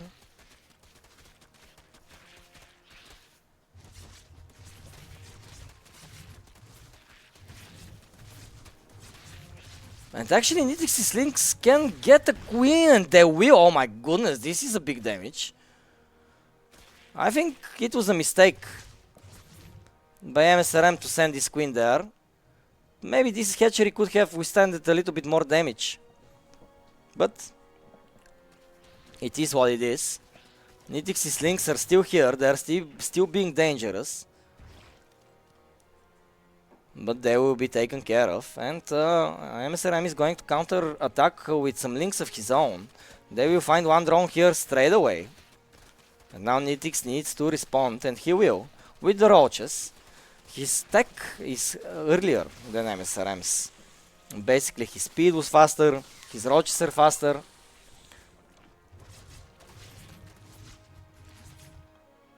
And his drone explosion is faster.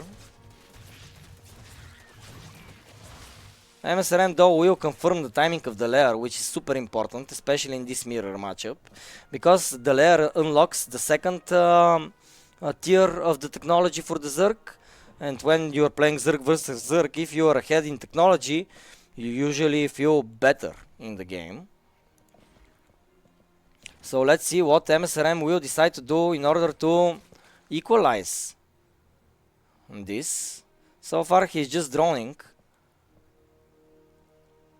He has started his lair as well, but it's going to be way slower than Nitix is.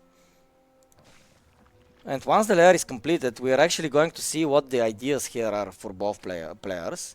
Because right now they can only use links and roaches basically. Yeah, there are several banelings in the mix here for MSRM as well, just for defensive purposes, as you can see.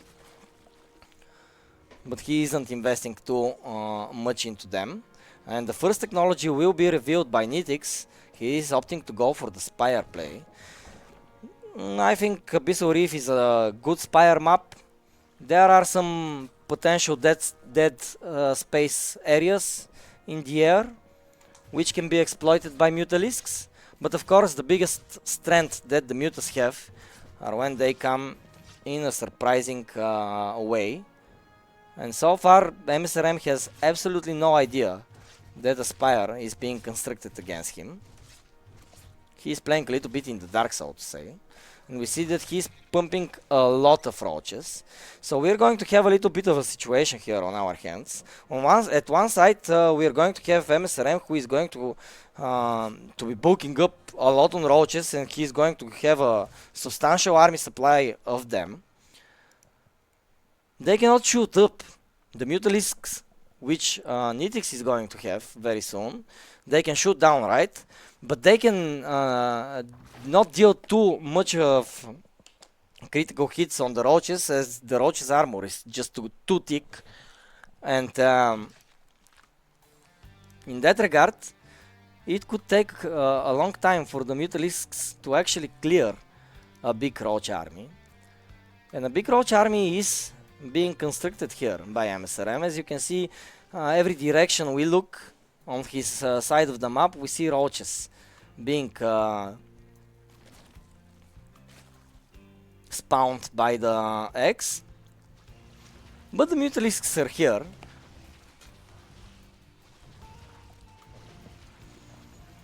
They will win the map control here. But as soon as MSRM started moving out, Nitix saw that, and he will need to collect his Mutalisks to come here and to take care of the Ravagers. And targeting here by Nitix has been great. The Roach Warren though will fall, so he cannot make too many roaches still, but he was way ahead on that. As soon as he saw the attack, he was immediately queuing up a second Roach Warren just in case. And I think that MSRM not expecting these Mutalisks now is in a very bad spot. He is going to rely on Hydralisks in order to repel the Mutas, but now Nitix's Roaches are here as well. And we see that his army supply is superior. He can actually walk into the natural of MSRM here. He is going to snipe down the Roach Warren himself.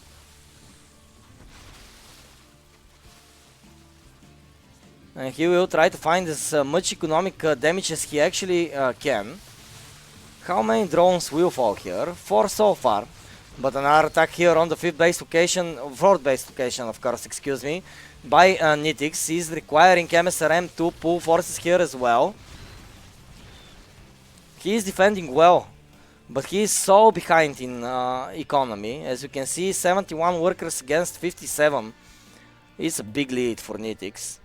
And MSRM needs to find the damage basically yesterday. So now he needs to move on the map ASAP, and he is. But Nitix still has so much to defend with. And I don't know if MSRM has enough here to actually be a threat to Nitix. How many Mutalisks in the sky? 13. 13 Mutas are nothing to laugh at. The Bailings though, they are laughable when they are dealing with roaches, right? They deal so little damage. And let's not forget that MSRM has +1 attack upgrade, which is going to help the Hydras as well when they are dealing with the Mutalisks. So MSRM actually comes here, he pokes and he takes a base. I didn't expect him to take a base here. So this is a good damage out of the pink Zerg player. And he is pushing further and further into the creep of Nitix. Nitix though, gathering all of his defenses here. Good arc of roaches, they will try to repel, but the DPS output of the Hydralisks is just too great, and the second hatchery will fall here. 13 drones fall down, and we already see them on equal worker count. How did Nitix allow MSRM to push him so strongly is what I'm wondering right now. But Nitix is being pushed further and further back into the corner. The Bailings, they will again splash the roaches, but they won't do too much damage. The Hydralisks is the important target here. All of the roaches here fell for MSRM, but so did those for Nitix, and this will be a GG. MSRM will take the lead in this series. What happened here, guys? MSRM won a macro game against Nitix, and I think that this was a statement made by him, because many people said you won because of rushing and cheesing last time, and probably MSRM was right. Was thinking right now, I will try my best to win in a macro game, just to show that I'm in better shape than Nitix recently, and so far he is in a dominating position, heading into King's Cove, leading 1-0. Great work by MSRM. I honestly thought that once we saw those 13 Mutalisks in the sky, we are actually going to see a GG soon by MSRM, but he managed to defend incredibly well, and I'm very pleasantly surprised by our pink player.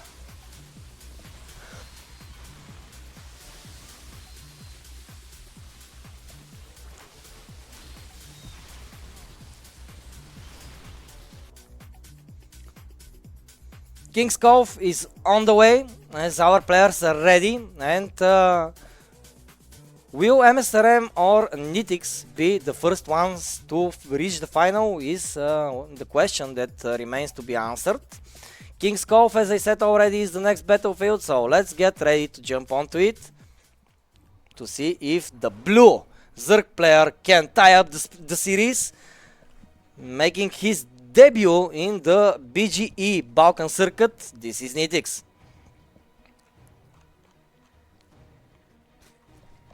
Against him, he will try to close this series out with a perfect 2-0 score. Will he be able to do it? MSRM.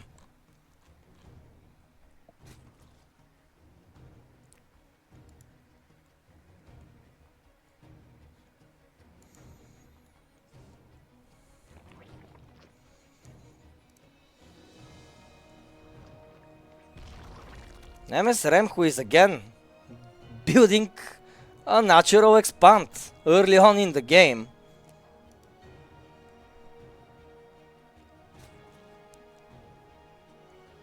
When he is again going to play with big confidence on his side.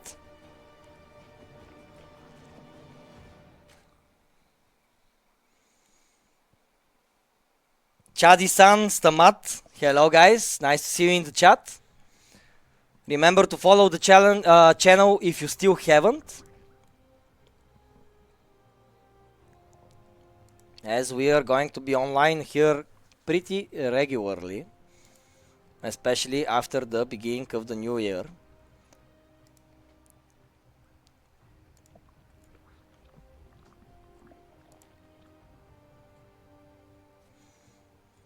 I like how dynamic today's stream is feeling. We are constantly moving from one game to another, and not only that, each game that we jump into is not disappointing.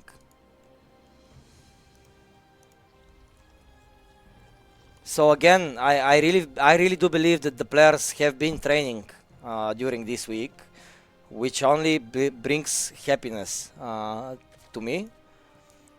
Because this was one of the biggest ideas, right? To motivate the players from the region to train, to have a platform to play on a regular basis, and even after our first and a half events, we already see that players are working towards those goals. So as the caster here, I'm very satisfied to see that.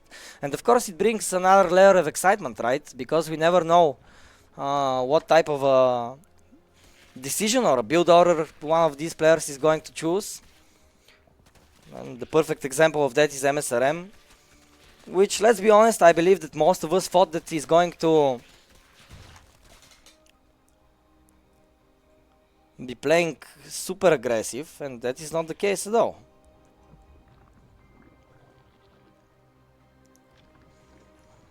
Last time we didn't see basically any bailings from both of them. Yes, Nitix tried to defend with some, but these were desperation bailings. And he will again go for the Roach Warren without a bailing nest. But MSRM, he will build one just in case. So already we see some differences here in the styles of the two players. A big attack is coming here to the third base location of MSRM, but MSRM should have more than enough links to defend. Still though, some of them are in production. MSRM needs to be very careful. And he is taunting these links with the banelings, which is good, because now he had acquired enough time for himself to actually produce the necessary amount of links in order to repel the attack of Nitix, and he did. And we see that he is feeling confident enough to actually start some workers, as he knows that he has more than enough to defend here. Two Bailings are going to be as dangerous as they come for these links, so they will need to search for another location to attack, and they will kill this queen. At the same time though, MSRM's links are here and they will take a queen of their own, so an equal trade here on both sides. Oh, but Nitix can actually win this exchange by destroying the hatchery. The Bailings were super clutch and they managed to defend. But now these roaches, they're going to smell blood in the water and they're going to rush towards this location to try to destroy it finally. MSRM should be aware of that though, and he needs to bring as much army here as possible. But only two roaches aren't going to be enough, and Nitix is going to destroy the third base of MSRM, I believe, which is going to be terrible news for MSRM, as this isn't just a location to gather resources from, this is also a location to build army from.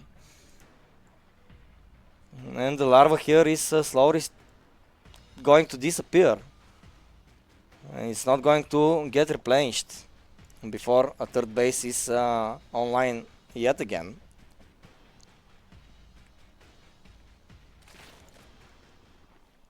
This time around though, MSRM is the one that will transition to the Spire. He was like, maybe last game he was like, I really like these flying units, let me try them as well. And he will. Nitix is getting very much ahead in the drone count though, so I don't know if MSRM, if he decides to stay back like he is right now, I don't know if he is just not going to get overwhelmed by the sheer economy power of Nitix. Yes, he will have the Spire tech, that's great, but Nitix is already throwing down the Hydralisk den, he is already throwing down the Infestation Pit, and his economy is just brilliant compared to the one of MSRM right now.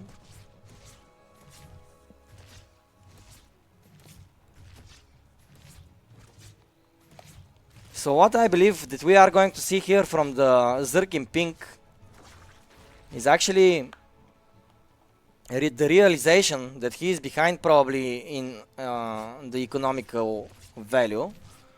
So he is going to spend all of his resources into an army, and he will try to punish Nitix for his supreme worker count by attacking from a very low number of drones. Nitix though, he has a bigger army nonetheless, and another thing that I want to mention is that while MSRM has the Spire, he hasn't produced a single Mutalisk out of it. So in retrospect, I believe that this Spire was a waste.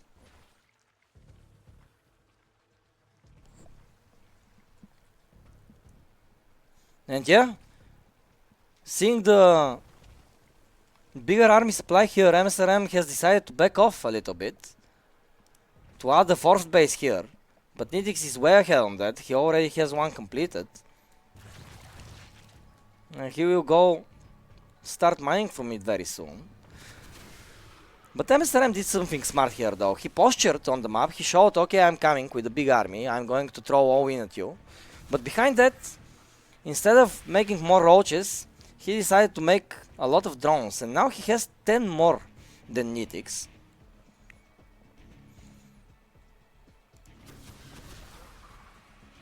So the more time that passes right now will be in favor of MSRM's economy. Still though, Nitix with his earlier technology will be way more dangerous. He will have the Hydras, he will soon have the Lurkers as well, as we already see the Lurker then being almost completed. And once the Lurkers are out, the Roach and Ravager army becomes very weak. Basically Roaches melt when they are on top of Lurker spines. So yeah, MSRM should be careful, and not only that, he should really think about transitioning himself. I still don't see a hive out of him. I still don't see an infestation pit out of him. As soon as I said that, he planted it down, but Nitix is here. And Nitix is here with the Hydralisks. Nitix is here with an upgrade advantage as well. He has +2 attack against the just +1 attack of MSRM. As soon as the attack hits though, MSRM is going to have the armor upgrade at his disposal, so let us see. 13 drones go down at the natural and on the third base, because Nitix, while he is posturing up here with his army, he decided to attack on 3 different locations, and MSRM, I don't think that he will be able to handle that. 30 of his drones fell down. One of the hatcheries is going to fall down as well here. And I think that this is just a critical hit out of Nitix. He surprised MSRM with the burrow movement. And even though MSRM had good spots in this match, Nitix just has the better economy, and this will be it, ladies and gentlemen. 155 supply against 70. This is the beginning of the end. MSRM has no means to actually counterattack. So what you see is what you get out of him right here. And that third map is getting closer and closer. I just don't see a way here for MSRM to turn the tides. Too low of an economy he has remaining. MSRM's production temp has nothing in common with Nitix's. As you can see, 1 roach, 2 roaches against the 10 being produced all of the time. And Nitix feels so confident in his ability to close out this game right now that he has started 7 more drones. And this will be it. GG. Nitix ties up the series.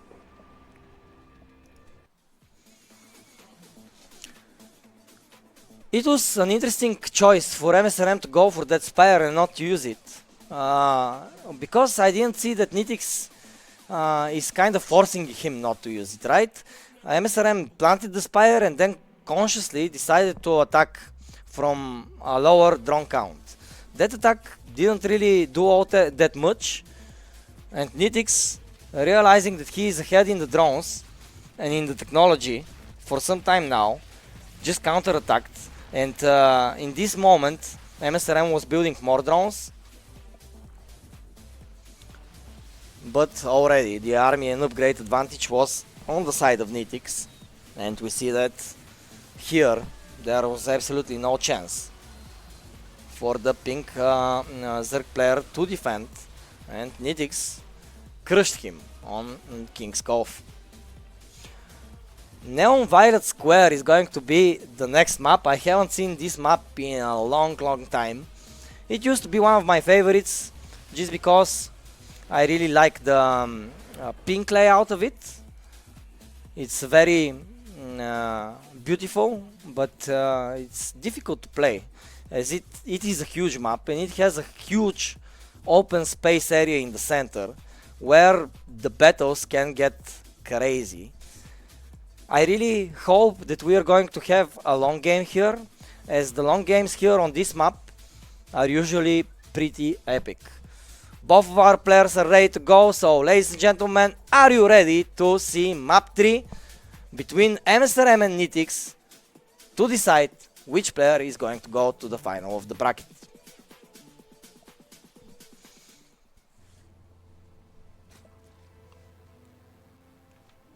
Pause the game, yeah, thank you. Nitix has no sound. He will fix that and he will continue, of course.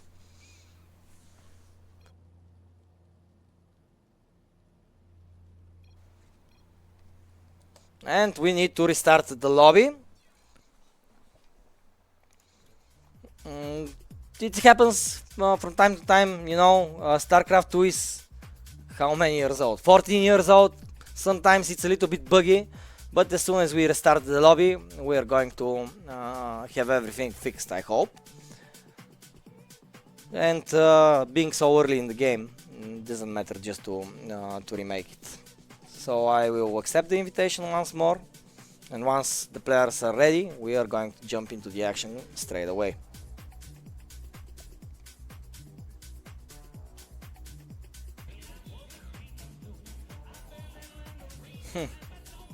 Here we are in the lobby, and you can see Statman just vibing. He's one of the craziest characters in the StarCraft universe. I'm just going to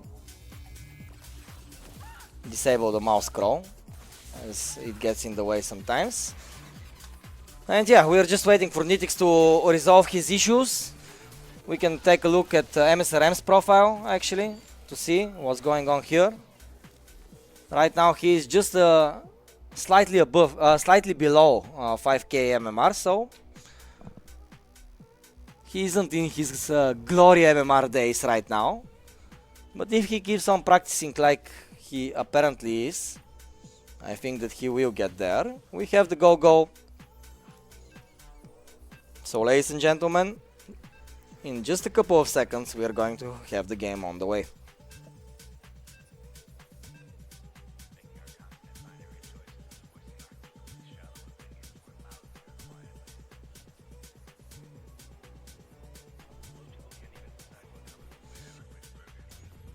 Chatele.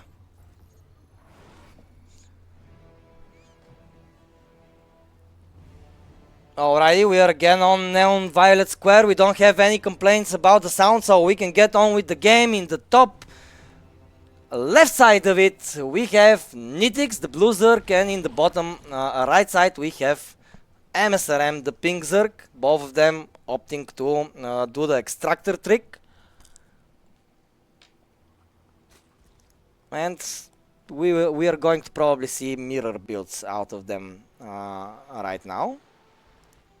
MSRM is delaying his overword quite a lot though, so we aren't going to see the same opener. We're going to see a way quicker second base here for MSRM.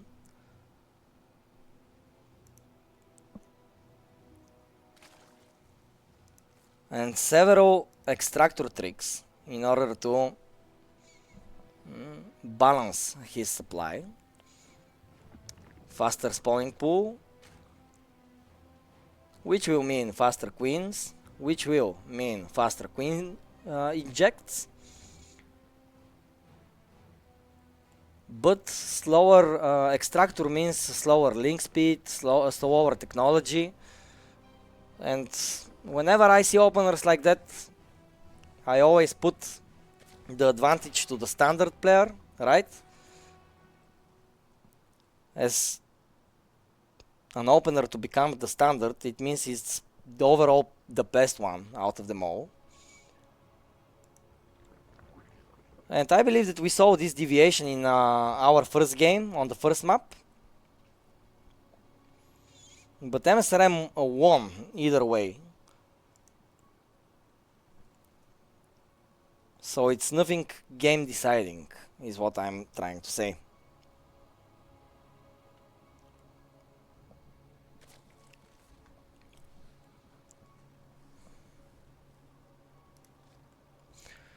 Let us take a look in the at the map. As you can see, this is the big middle square I was talking about. Not too many cliffs, not too many blockers here. So big Zerg armies can actually make a very interesting battlefield here. And as you can see, the blockers are actually passable. So this isn't a wall. So that means that this is a huge open space, in all fairness. And I believe that probably the other races will usually ban this map when they're playing against a Zerg player. But when we have two Zerg players, it doesn't matter what map we are on. because both of them will have the same tools at their disposal. The first one to attack with the links here is Nitix, and these links are actually doing a big amount of damage to the hatchery. Already very low on HP. The first two links of MSRM, they fell. They are trying to chase Nitix away, but Nitix is just so focused on defeating this third hatchery. And so low on HP, it's just difficult to see. And so we see that this actually made Nitix forget about the drones, go purely into link production for a while. And now he is going to try to probably finish this third base, but no, because he saw that MSRM's links are there, he is attacking the natural. The Bailings, once the Bailings are here, of course it will become very hard for Nitix to break this position here, but some of the links are going into the main. There is only one queen defending here. How much economical damage can Nitix find here? Two drones fall down already. But for how many links is the big question. Two drones for and 11 links for 17 links. Somewhat of an equal trade, but I would say that MSRM is probably slightly ahead after the exchange, and especially taking a look at the worker supply. MSRM is feeling in a better position for sure. Nitix has decided to stay on a very low drone count and pump up the aggression as much as possible here. And so far so good, and he has his Bailings here as well. I don't know if MSRM is ready for this aggression. Oh, these Bailings though, they got good detonations themselves, but Nitix's Bailings are here and they are more than MSRM's Bailing count. And we see that Nitix is going further and further ahead here. For drones will fall more. And the stream of links is just unrelentless, and this will be a very fast GG. Jump straight into King's Cove and find out who the king will be in this series.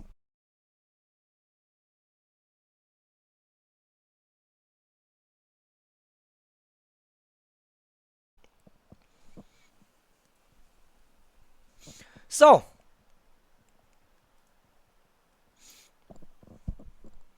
in the bottom right side of the map, we have Brockstar from Team Lead 3. He is the Terran player here from Bulgaria, and his opponent from Greece with the Protoss. He's going to be playing with the blue Forge skins. This is not Statis. Statis is always what I imagine the rock band will sing in the beginning of each game. Protoss versus Terran, a classical matchup between two of the most advanced races in the universe. And yes, I'm putting the humans there as well. I think we are pretty advanced when we decide to be. But we can be pretty dumb as well when we decide to be. So, finding out the balancing act there is key to existence. But what is important, ladies and gentlemen, is for us to learn from our mistakes, right?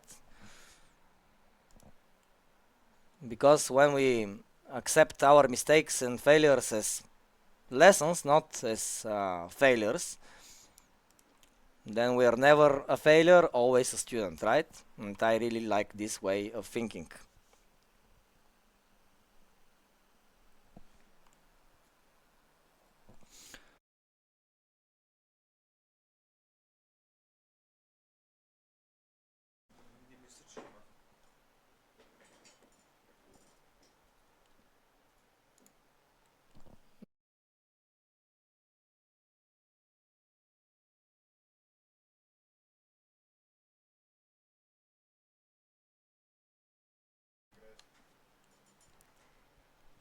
So, Protoss versus Terran, usually it's an arms race, right? Whoever manages to advance in technology faster usually feels better in the matchup.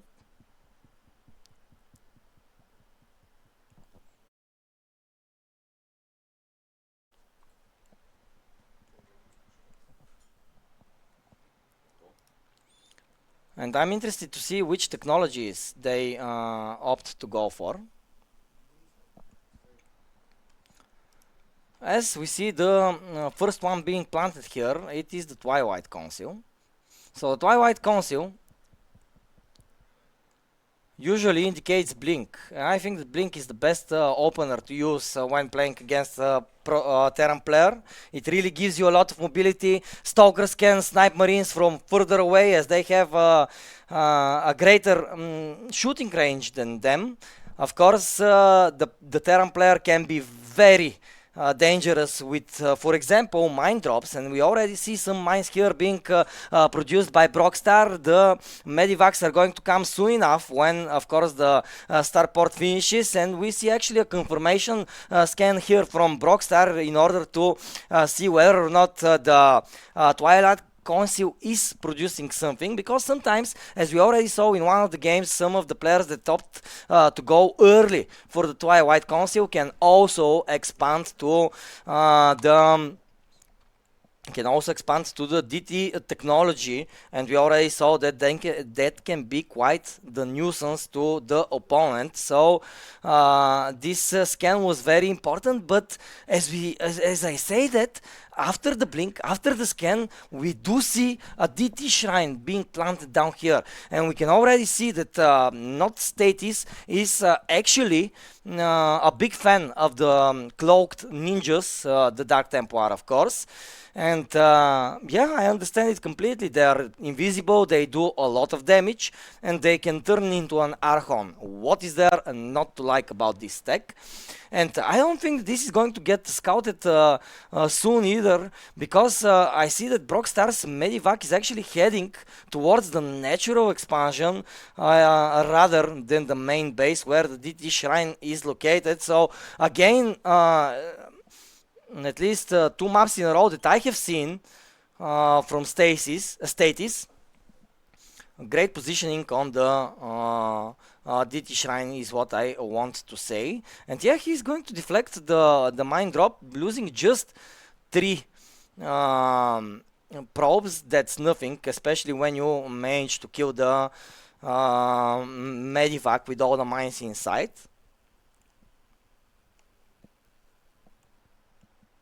MSRM is saying in the chat that I shouldn't be so certain about what race he's going to play, as he might switch to Terran.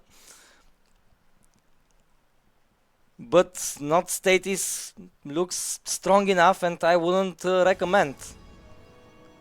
I wouldn't recommend experiments against such a strong player.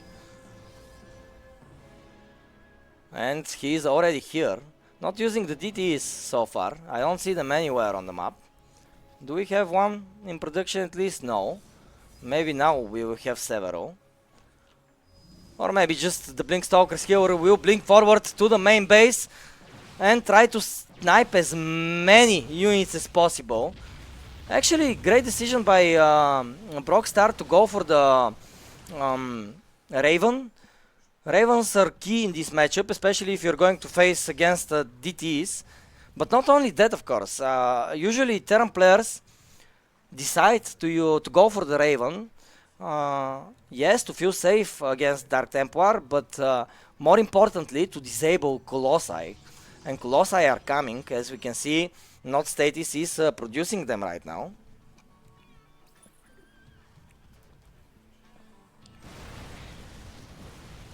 Another aggressive blink here, maybe got a little bit overzealous. Sniped the tank, sure, but lost a couple of stalkers in the process. Still though, this position here is not bad at all for the Protoss, and he will keep exploiting it, using his pickup micro very well here.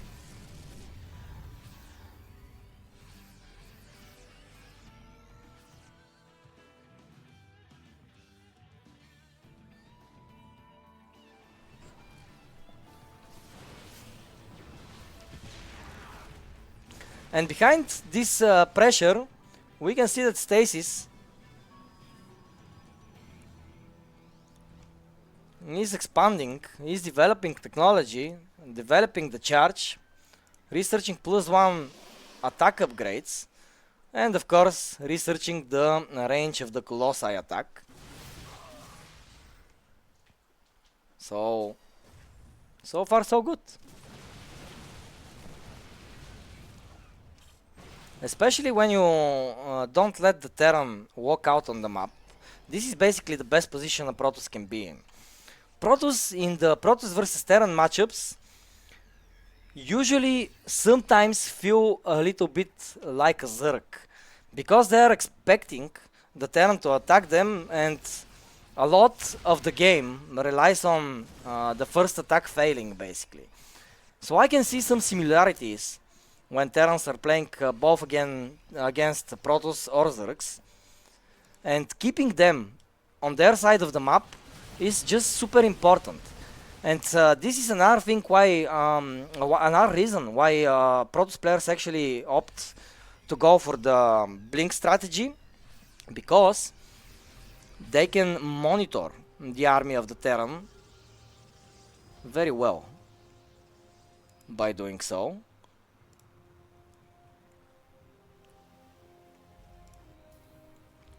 One good thing about the Terran though is he hasn't received any economical damage so far, and we already see him building the Ghost Academy, so ghosts are going to come into play very soon.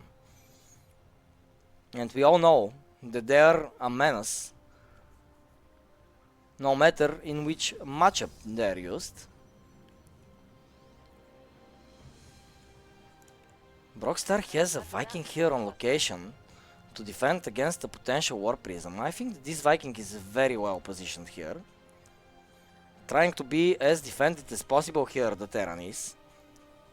And who can blame him? The Protoss was very aggressive early on.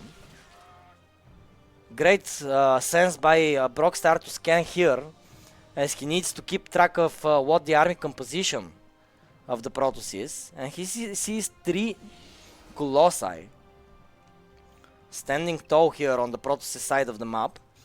And what is the Terran doing for that? Well, building 4 Vikings simultaneously from 2 starports. This will be key in dealing with the Colossi.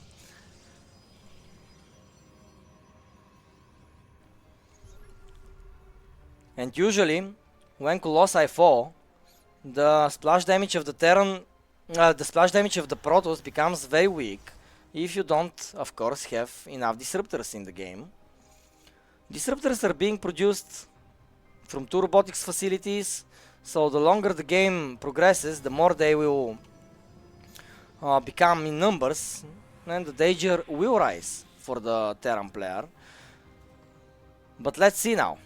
A move out is here, a lot of Zealots, a lot of Colossi, several Stalkers, and the Disruptor are coming here. The Disruptor though, he was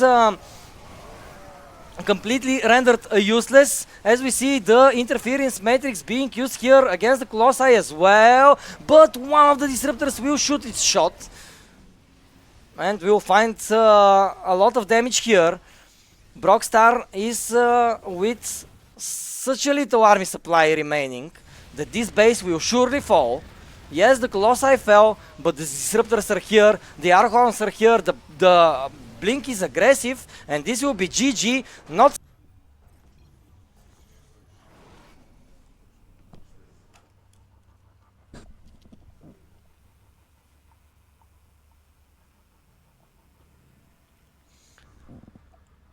Alrighty, so from Bulgaria, in the bottom right side we have the Zerg player MSRM from Greece. In the top left side we have the Greek player with the proto species, not status. Ooh, alright, so against the opponents that know MSRM, so basically against the Bulgarians today, MSRM has been very macro-esque. But in this series, against an unknown opponent, he's deciding to show his true colors and to start with the aggression straight away. Now I'm going to be super curious to see how Not Status is actually going to respond to an aggression like that. He's going to go and scout MSRM, and he is going to receive the bad news that there isn't a single hatchery here on the long ground, and that can only mean one thing basically. That there is probably a proxy somewhere. And now it remains to be seen whether or not the proxy will be discovered by the Protoss player, who is making a second gateway. This is the correct approach here, to try to wall off as soon as possible. But usually I would actually prefer to see a forge maybe, because forges are pretty good against openers like that. Oh, not Status was going to scout that soon enough, but he decided to turn in the last possible second. Still though, again he went upwards, so he scouted. He scouted the hatchery's location. Several links are going to the other side of the map, as well as 3 drones. These drones are going to be used for spine crawlers, and this is exactly the reason why I would prefer to see some forge cannons here as well. But besides that, you can also go to the Stargate, right? Because usually when Zerg players are going for an attack like this one, they don't have anything that shoots up, right? So the Stargate opener here is very, very smart, as it will allow the Protoss player to create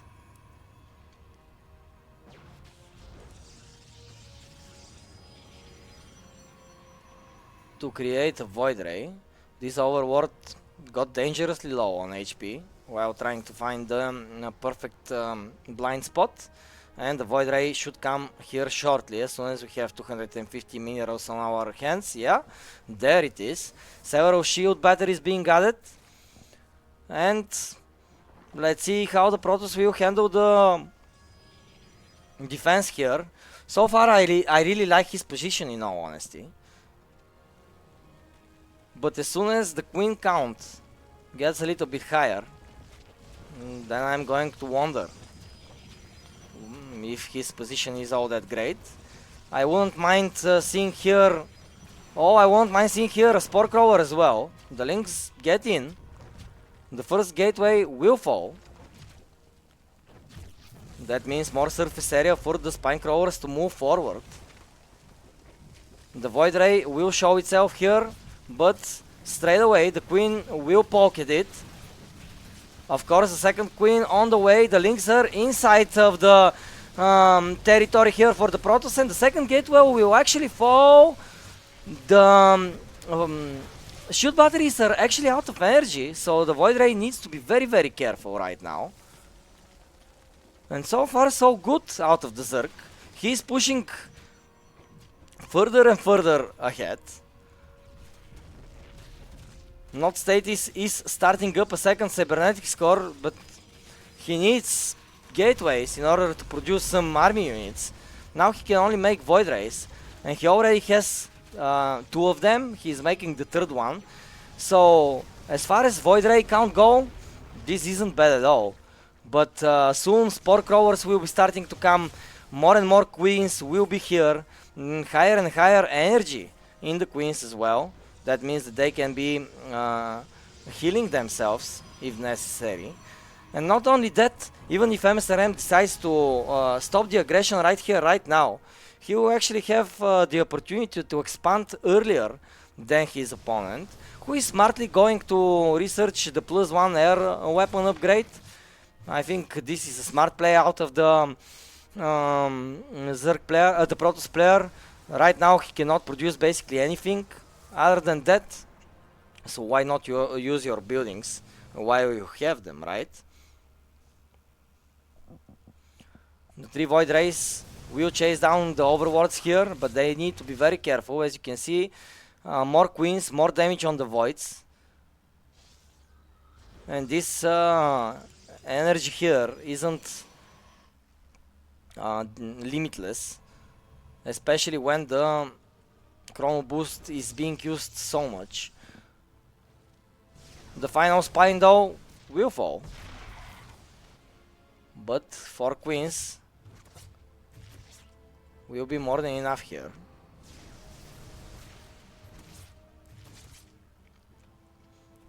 And what is MSRM doing at home? MSRM is building a lair. So with this lair, he is going to probably go for something interesting like infestors. At least this is what I expect, because infestors will try to catch the void race, and if they do, they become an easy target for the queens. The Oracle could counterattack as well, but we see here one Spore Crawler. Very important Spore Crawler here by MSRM. And more Void Rays are coming here in the army of Not Statis, who is actually building Void Rays from 2 Stargates. I like that as well. But I like MSRM's transition a lot. He is not going to experiment with like infestors or something fancy along those lines. He's just going to make a Hydralisk then. And once we have Hydras and Queens here to handle the Void Race, it will become very difficult for them. Let us see this engagement now. Oh, one of the Queens getting dangerously low, but it will be healed just in the nick of time.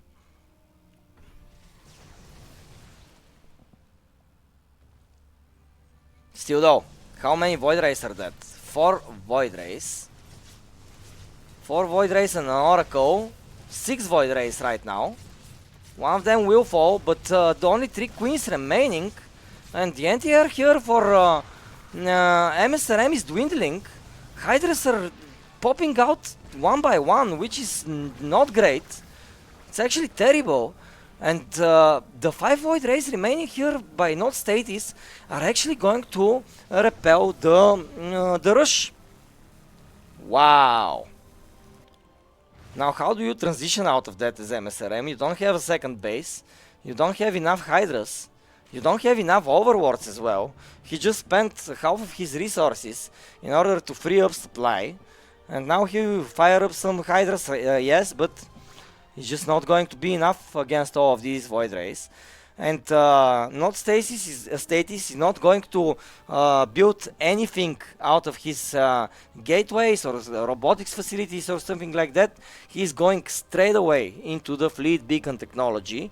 And he's probably going to try to use some Tempests here, I would imagine, because they are way cheaper than the carriers and they take way less time to produce.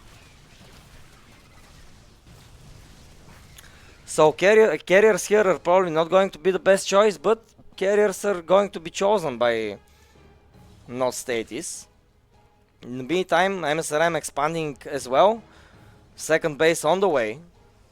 But it's going to be slower than the Protoss one. Worker-wise, the Protoss is ahead. And now what is MSRM doing here? When the Protoss is destroying his extractors? The answer is basically nothing. He's probably going to destroy the newer ones as well. Okay, the second one was cancelled. But still, the damage that Not Statis here is finding is good enough. And it is allowing him to actually develop well behind that. And as you can see, carriers, Void Rays, he is not going to stop producing army units like that. And it's up to MSRM to try and answer. And he will, with purely Hydra counter.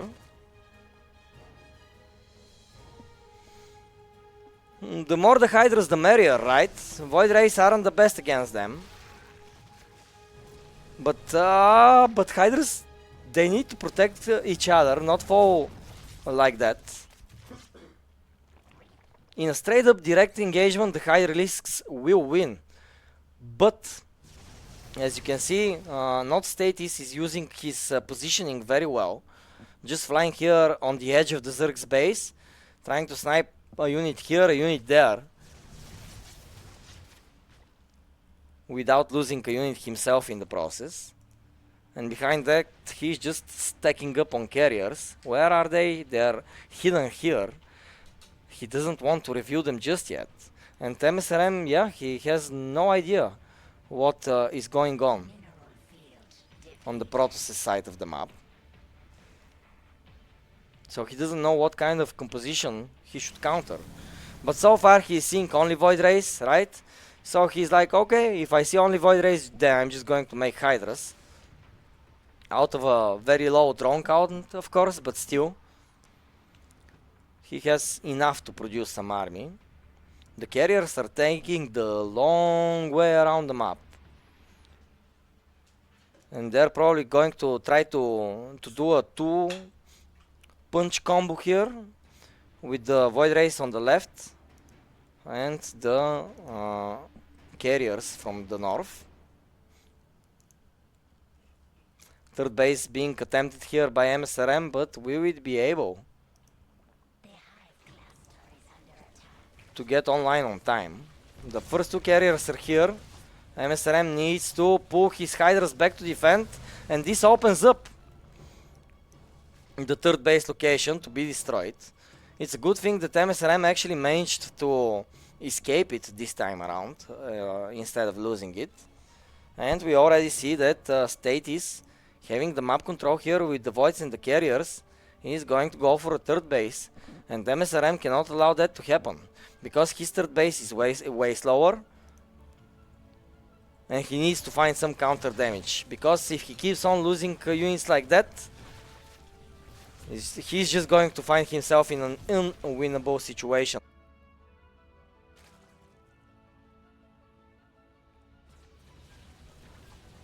Even the spawning pool will get defeated here. It's not like MSRM is rushing to build a lot of links, but keep in mind that the spawning pool also allows you to make queens as well. And this is the big thing here. These Hydras, they have the upgrades, so at least they are going to move faster and they are going to shoot from a little further away. But just remember how this game started, ladies and gentlemen, with proxy hatchery on the other side of the map, and now we have ourselves in a 14-minute long game with purely air from the Protoss and purely Hydra from the Zerg. But Protoss seems to be winning so far. The creep spread is something that MSRM has going on for him though. The creep spread is substantial on the map. If you take a look on the mini-map, you can just see how much of it is covered by the purple goo that the Zerg units splash on the terrain.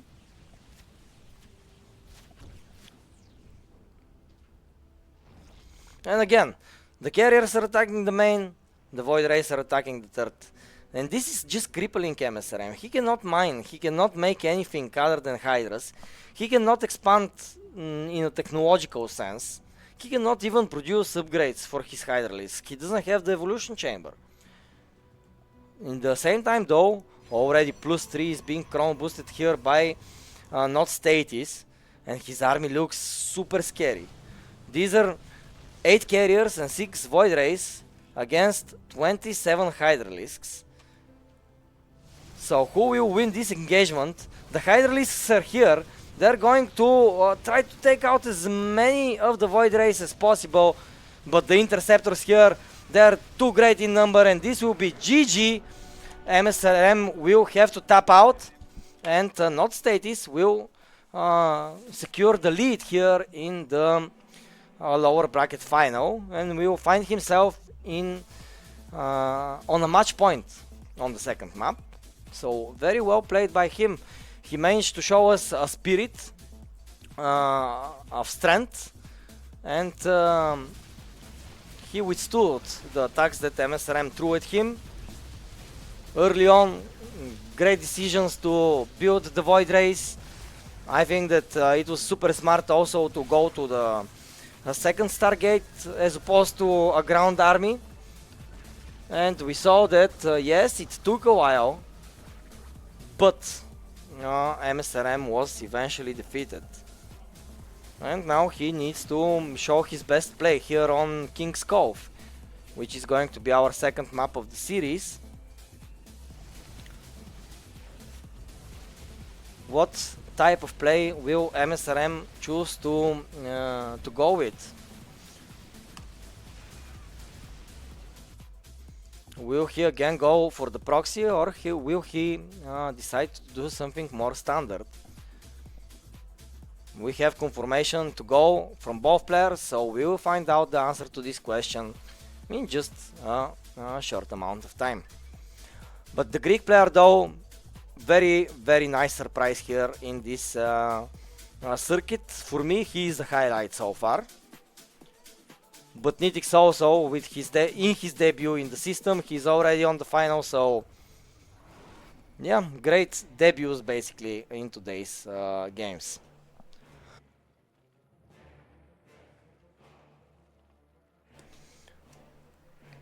So, King's Cove, the Zerg is on the top left, the Protoss is in the bottom right. How will they approach this map is remained to be seen, as MSRM isn't actually showing indications of going super aggressively here. I think that we're going to see a standard opener from him. He was like, okay brother, you know how to defend this rush, then I'm just going to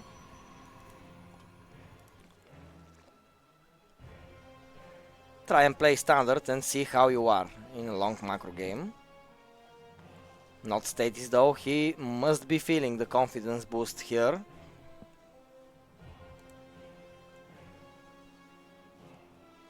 And he also showed versatility in his Protoss versus Zerg approach actually. He showed us the DT opener into the Archon drop opener. He shown us the super standard way of playing the Protoss versus Zerg matchup in the first game. And he showed great adaptability when pushed against the fence on the first map here. So I would say that this is a pretty dangerous Protoss player. Especially, it would seem, for the Zergs. But he showed good games in the PvT matchup as well, managing to eliminate last week's finalist, Brockstar, from the bracket here. MSRM in this matchup, I have seen him play very well with the Roaches, right? So I expect them to be called to action here on King's Cove. Usually Roaches are the better unit against the Protoss players. Lynx are just too weak. Unless, of course, they come in a surprising manner.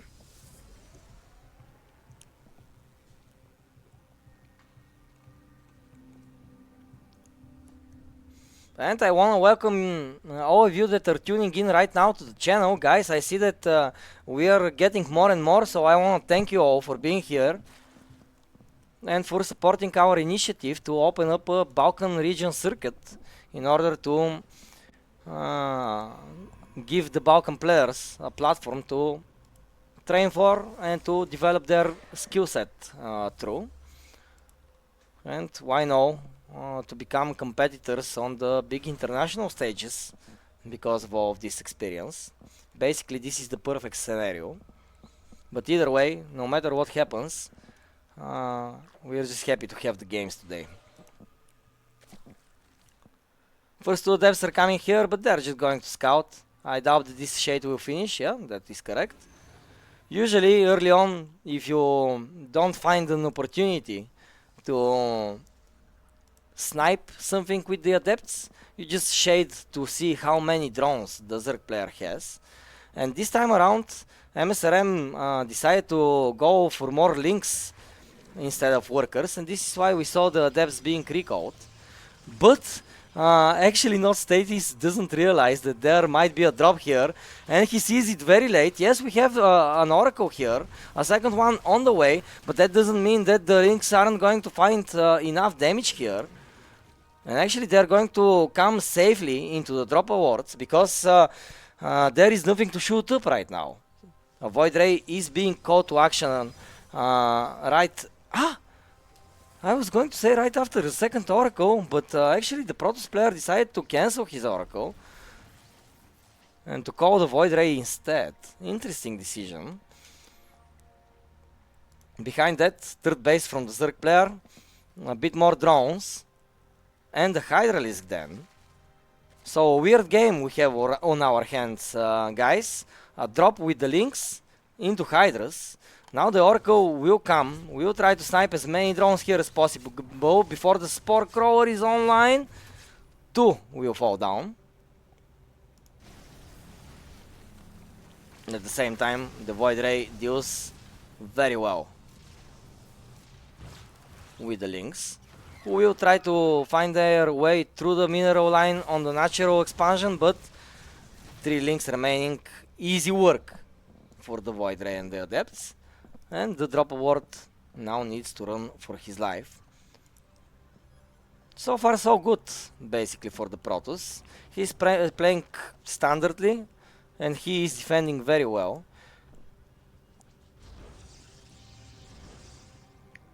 But being forced to defend, we see that forced him to delay his third base by a lot. So in that regard, MSRM will have comfort, being the player with the faster third base here. And being the player that is ahead on workers, either way. And actually we aren't going to see roaches out of him in this game, it would seem, as the Hydralisks and the Bailing Nests are coming, and Linkbane Hydra would be the composition to play with here for the Zerg. Did the Protoss player scout that there is a Bailing Nest upcoming? Yes. Yes, he did. So now he knows. Alrighty, Banelings against me. What is good against the Banelings? Blinkstalkers aren't that bad in all honesty, so more Blinkstalkers the better. But soon enough I'm expecting Charge Watts, I'm expecting Colossi, maybe some Storm, who knows. As I already mentioned, Not Status showed a lot of versatility, so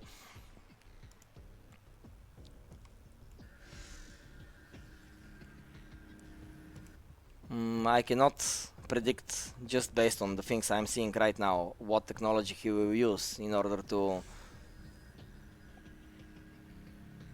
expand his military force. The Hydralisks are here though, but they're coming at a place where we have cannons, where we have a shield battery, and where we have a lot of Blinkstalkers, who are now going to jump straight onto the Hydras. And they're going to punish them for being so far away from the creep. Still though, the DPS of the Hydras is so good, right? Even a couple of them are dealing so much damage against the Stalkers. But MSRM needs more here in order to break the Protoss. Ooh, and there are absolutely no shield batteries here. So actually the Hydras have a chance. The Lynx as well. But it's just too little here remaining for the Zerg player. I think that the Protoss will have more than enough to defend, or will he? MSRM is pushing further and further ahead. Stalkers are falling here and there.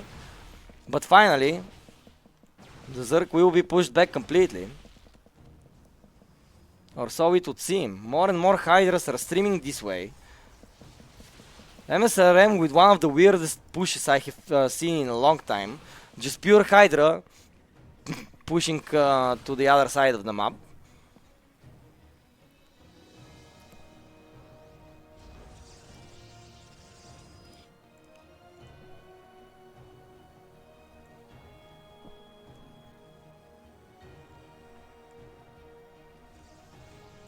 And behind that we have the worker den technology coming. But yeah, this is what MSRM should do, right? He should collect his Hydras into a bigger pack and attack with a bigger force here. Of course, he wanted to do an anti-timing and to attack before the shield batteries and the army supply of the Protoss are too high in numbers. But seeing that you cannot push, stop throwing away your Hydras, collect them, and maybe try wave 2. And exactly this is what MSRM is doing right now. As you can see, adding more extractors, adding more workers. And I expect that soon enough he is going to go for the fourth base as well. He will need it for sure, given the fact that the mineral patches here in the main base are kind of depleting.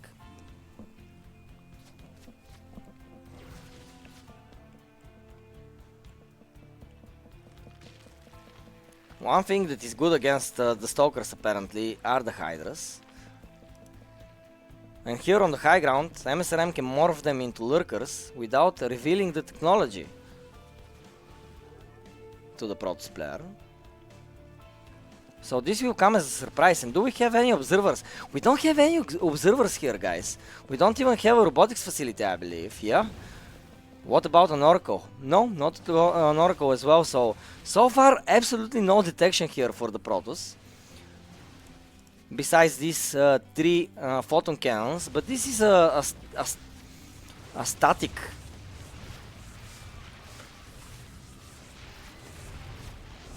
detector, so it's not optimal for sure.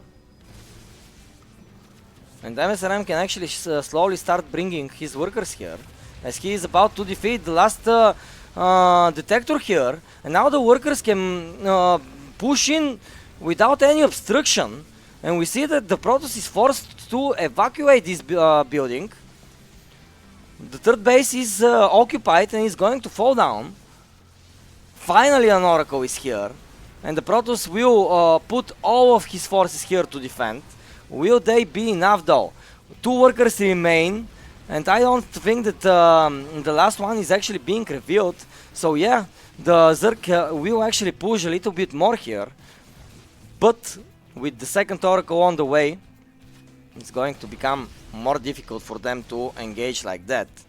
Still though, MSRM behind that has the 4th base, has a lot of workers on it, and now he can just get back to his side of the map, re-establish himself, build a bigger army, and he's going to be in a tremendous spot.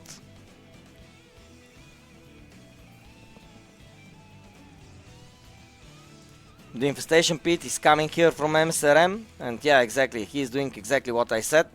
Going back to his base, making some more upgrades, making some more workers, and then he will attack again. And this is the correct decision in this situation, because you have forced your opponent to play on just 2 bases for now. So what does that mean? That your opponent is in a terrible economical state. And now it's the turn of Not Status to actually go and try to find some damage himself. But without detection here, it's impossible to breach the lurker defenses. And yeah, I believe that Not Status recognizes that very well. But instead of building a robotics facility in order to get some observers out, he is actually going forward with fleet beacon, which again will make the carriers available. And so far during this day, we have seen that Not Status really likes his carriers. Maybe these are the units that he's feeling most comfortable with. But of course you need to be careful not to lose your ground army, because carriers are great, but only if they have some units to tank below them. If only carriers are left in the sky, then the Hydras can actually have a very easy time dealing with them. And while Not Status is trying to establish his 4th base here, MSRM is knocking on the door, and he will try to deny that. But with the storms here, I don't think that this will be an easy task, because this is something that Status was missing in the previous attack. The splash damage.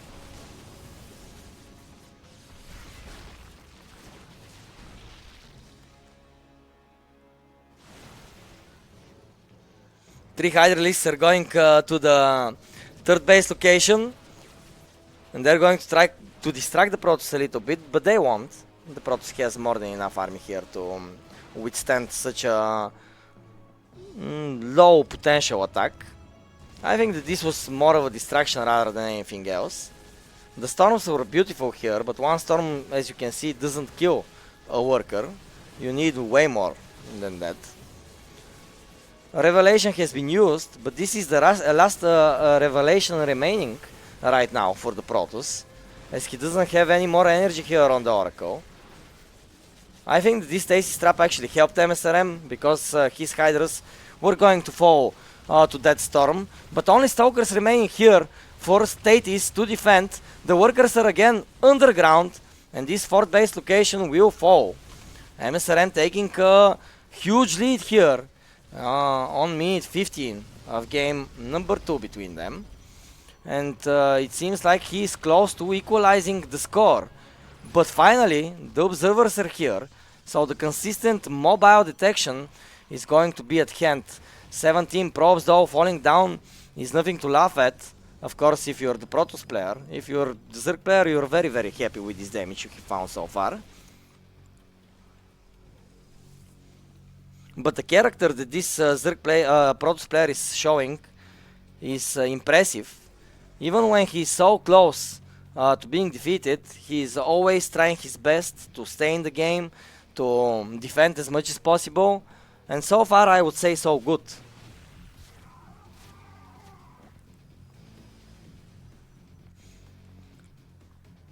MSRM is finally adding the 2 evolution chambers so late into the game.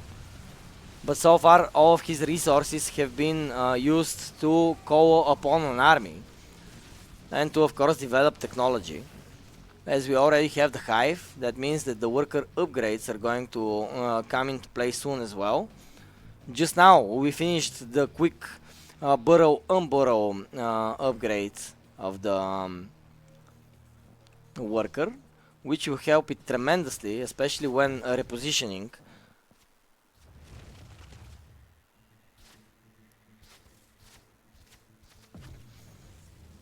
And even though the armies aren't fighting that much, all of this which is happening right now is again better for the Zerg, because he's currently forcing the Terran, the Protoss, to play on 3 bases for the majority of the game.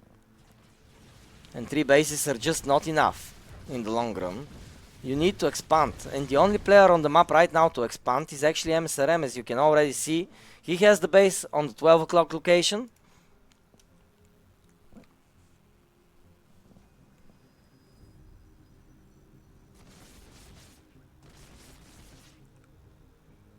And he will try to suffocate his opponent more and more and more and more.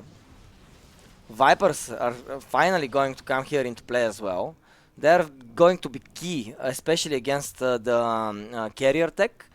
But let's see now. The Protoss player thinks that this is enough. He's going to push down the ramp. He has so many storms to play with here that will protect his carriers. So the engagement here is very good out of the Protoss. But the Hydralisks seem like they're just too much. They managed to defeat most of the interceptors here. So the carriers are becoming more like ghost ships rather than anything else. But the Hydralisks, they're very low on HP. Some charge wards are going to chase them. The Blinkstalkers are here as well. The carriers are here as well. And finally, just finally, Not Status will have enough space in order to try, at least try, to establish a 4th base here. He desperately needs it. Only 75 minerals remaining here, 180 remaining here, so the main base is basically mined out. The natural is soon to be mined out as well. The same can be said about the 3rd base location, on which we have 23 probes mining. So these mineral patches are going to deplete even faster. So this breath of fresh air is as needed as when, for example, you're drowning in the middle of the ocean right now for the Protoss. And another big wave of Zerg attack is coming. How many High Templar we have here? 9. So 9 High Templar with a lot of storms can be good, but the abducts here are great. 2 of the carriers fall straight away, but oh my goodness, the storms are just, they are amazing. They are just too good, and the Hydras needed to back out. Oh, good feedbacks as well. Very much on top of his game statuses.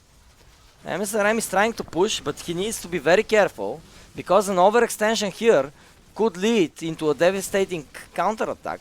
But MSRM has so much opportunities to develop his economy, and we see that he is already making 15 more Hydralisks. One of the carriers die now again, and each carrier that falls becomes more difficult to replenish, given the fact that the Protoss doesn't have access to too many resources. Oh my goodness, the natural is already mined out, so is the main. So he is basically the third base as well. So this base, if it falls, this will be lights out for not status. But if he defends well, he could have the opportunity to counter-attack. Still though, the Zerg looks more dangerous than ever here, as he is going closer and closer to that 200 supply. The workers are here because they saw where the Protoss army is. It is positioned near the fourth base of the Protoss player, so that leaves an opening here at the front. An opening that wasn't used all that well by MSRM. But still, what I like about his way of playing right now is that he is constantly expanding, and as you can see, he can actually spend more and more money into Hydralisks, into their upgrades, which is always good news for the Zerg player. Great feedback here on the Viper as well, very low on HP. It will get sniped. Two more Vipers come here, they will die without dealing any kind of damage, but the Bailings here, what was this Bailing flank? I don't know, but 7 of them managed to defeat a lot of army from the Protoss side of the map. Only 2 high tempo, okay, 5 remain, but I don't know how many of them actually have enough energy for storms. Apparently more than enough, it would seem, as the Hydralisks will fall.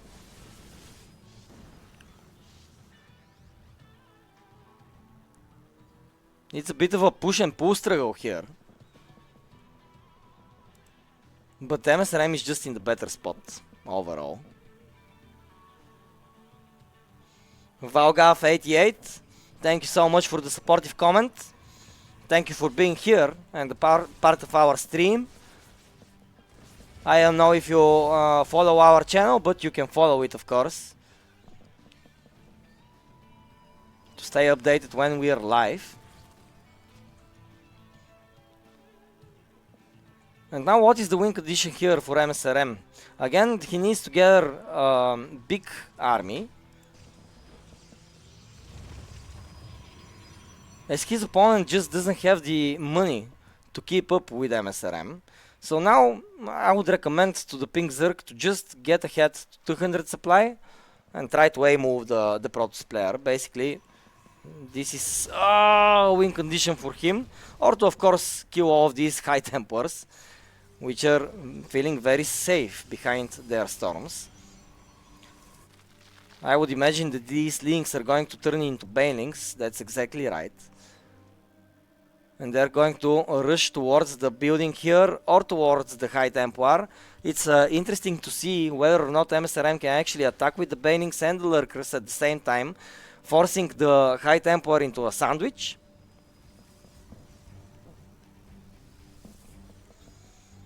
Maybe this is what MSRM is planning to do. A lot of links are coming as well. So the Bailings are here. The Bailings are going to the High Templar. Are they going to reach them?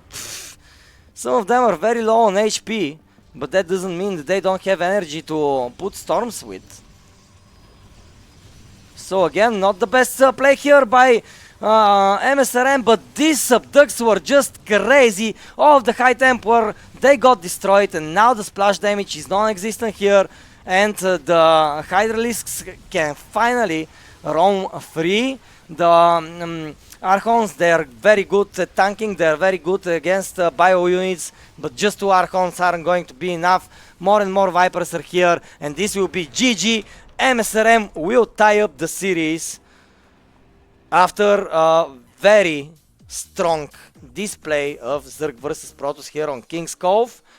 Basically, he was the aggressor from minute 1, and we see that even though it took him 24 to finish the game, he finally managed to do so. So very well played by MSRM, and we have another game on our hands, ladies and gentlemen. This is the loser bracket final, the second to last game, but still we are going to see the third map of it, which makes me very, very happy. Today the players are on fire, truly. And let us see some of the best moments from the first map. You see the relentless aggression here. MSRM tried to overtake the Protoss many times. The Protoss was defending well, But MSRM realized, okay, since you're only defending and not expanding, that means that I can expand behind that, and I just need to contain you, suffocate you, and in the long run I'm going to win, and basically this is exactly what happened. Whiskey Jack, the question I have for you, my brother, is why aren't you playing in the bracket? I see you writing in the chat, where are you, brother? Here on the bracket we have so much excitement to see you play, but hopefully next week you decide to do so again.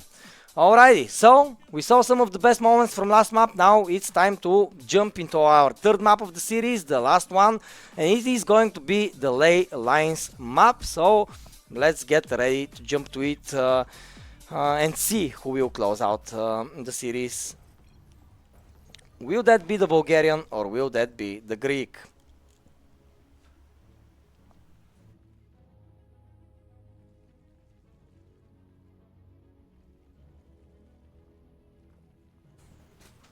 Alrighty, so the Bulgarian is in the top left, the Greek player is in the top right. 1-1 is the score, pretty evenly matched so far. So now it's time to take a look at the map. As you can see, we see beautiful trees, but some lava here as well, some ley lines here. So that means that if you lose your balance and fall off the cliff, you're basically going to die straight away.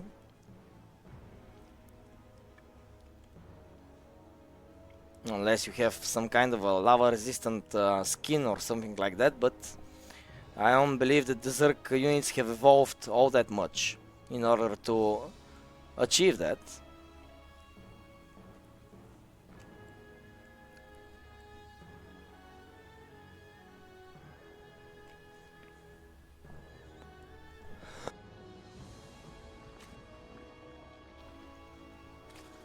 And MSRM doing the unthinkable again, going for a standard opener, will allow not Statis to do the same thing on his side of the map.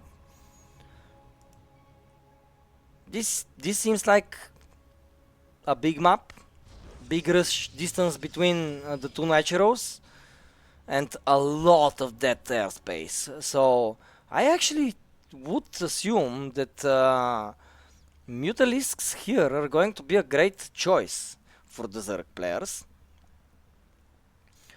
But still though, Mutalisks are very what if in the ZVP matchup, so they can be a great weapon, but they can be your quick downfall again if you don't use them correctly.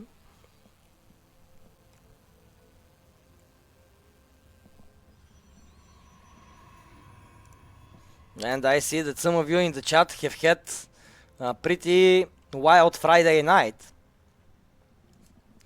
which I'm very happy to see. We should have fun, guys, especially when we are young and energetic, so the more opportunities we have to spend with our friends, the better, in my opinion.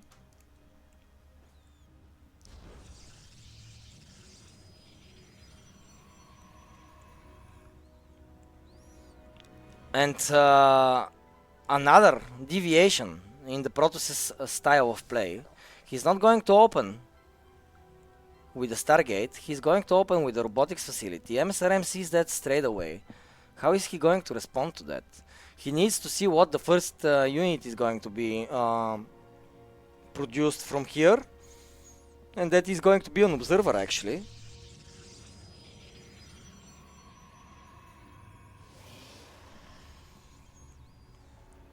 Followed by an Immortal and the Twilight Council.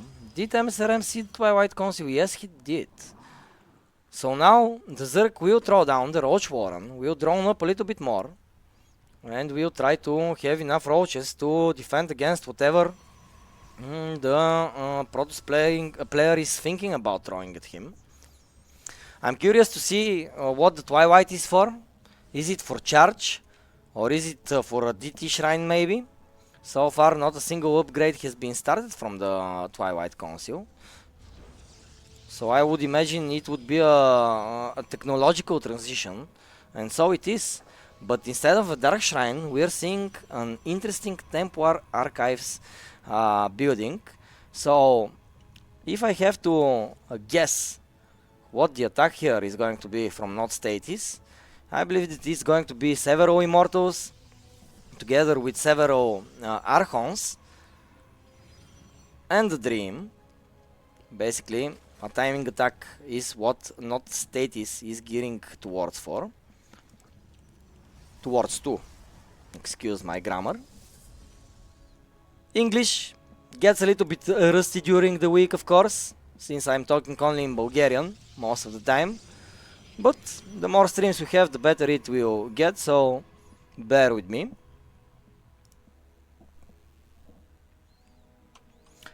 And actually, we are not going to see a Storm, Archons, we are going to see Storm. So this is like a super quick Storm out of Not Status. And MSRM, instead of feeling scared by that, is droning up like a madman. And I think that this is good, because I don't see any indications whatsoever, at least right now, by the Protoss to actually attack. So given that as a fact, it's safe to say that the right decision here is to drone as much as possible. Two attempts though, they will find so many drone kills here, 7. For 2 adepts this is more than enough, even on 8 might fall. But Status decided to run away with it. Maybe scout out a little bit, but of course the scouting was denied. Still though, 7 drones, not too shabby.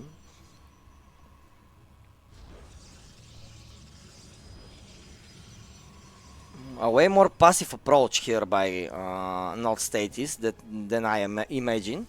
Because usually when I see a lack of Stargate, I think of timing attacks, right? Because if the Zerg player decides to actually go for a Spire, that can be game over right there and then. Dao expand here by MSRM, I really like that.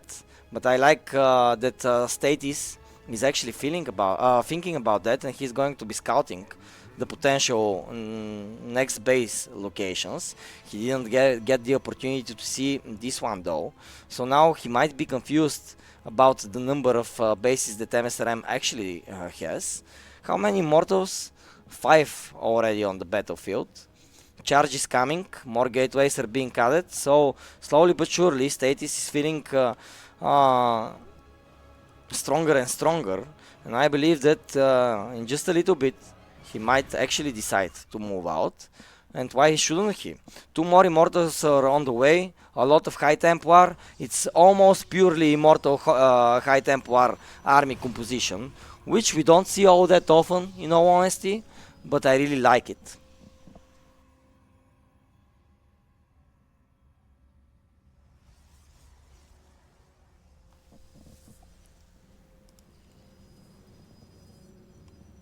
And finally, at minute 8 we see the Stargate being constructed, but I don't see any way the Zerg can actually break the Protoss position right now, so the Protoss isn't going to be punished by the lack of air. On the contrary, he's going to expand, feeling very safe here at the 12 o'clock location. In the meantime though, we see all kinds of upgrades here being researched by MSRM, adding 2 worker dens, I believe, yeah, 1 here and 1 in the main, in order for him to get the upgrades as fast as possible. At the same time he is producing a lot of Hydras, overward speed, and basically every upgrade that he can get his hands on. Volga Fate 8, I also expected Archon Charged Immortal, but Not Status surprised me with his ultra passive playstyle. Basically he's telling the Zerg, brother, expand as much as you want, make as many workers as you need. I'm just going to get to a point where my army is just indestructible, and you cannot do anything about it, or at least something along those lines is what I imagine that the thought process is. And finally, on minute 10, we're going to see the first move out, basically. Oh my god, but these zealots, they're going to be greeted by a lot of lurkers. I don't think they're going to find any damage whatsoever. Look at how the creep animation is being produced here, very interesting. Huh, this is the first time I see such a cowering on the map. Zealots not yet being deployed, but again, as I said, the workers here are going to be more than enough. Oh, actually they're going to find the zealots. They're going to try to chase them. Workers chasing zealots is not something we see every day. But good timing on Statis side of the map to actually react and not lose any of them. The transition this time around is Tempest, not Carrier, so a little bit of a tweak there as well. I like that the players are using different approaches, different strategies, because this is the way to play an RTS. Becoming a one-trick pony is surely not working in your favor. A run-by attempt here by Statis, but it was defended well by MSRM's Hydralisks. And now finally, close to the 200 supply cap, the Protoss is feeling confident enough to actually move on the map.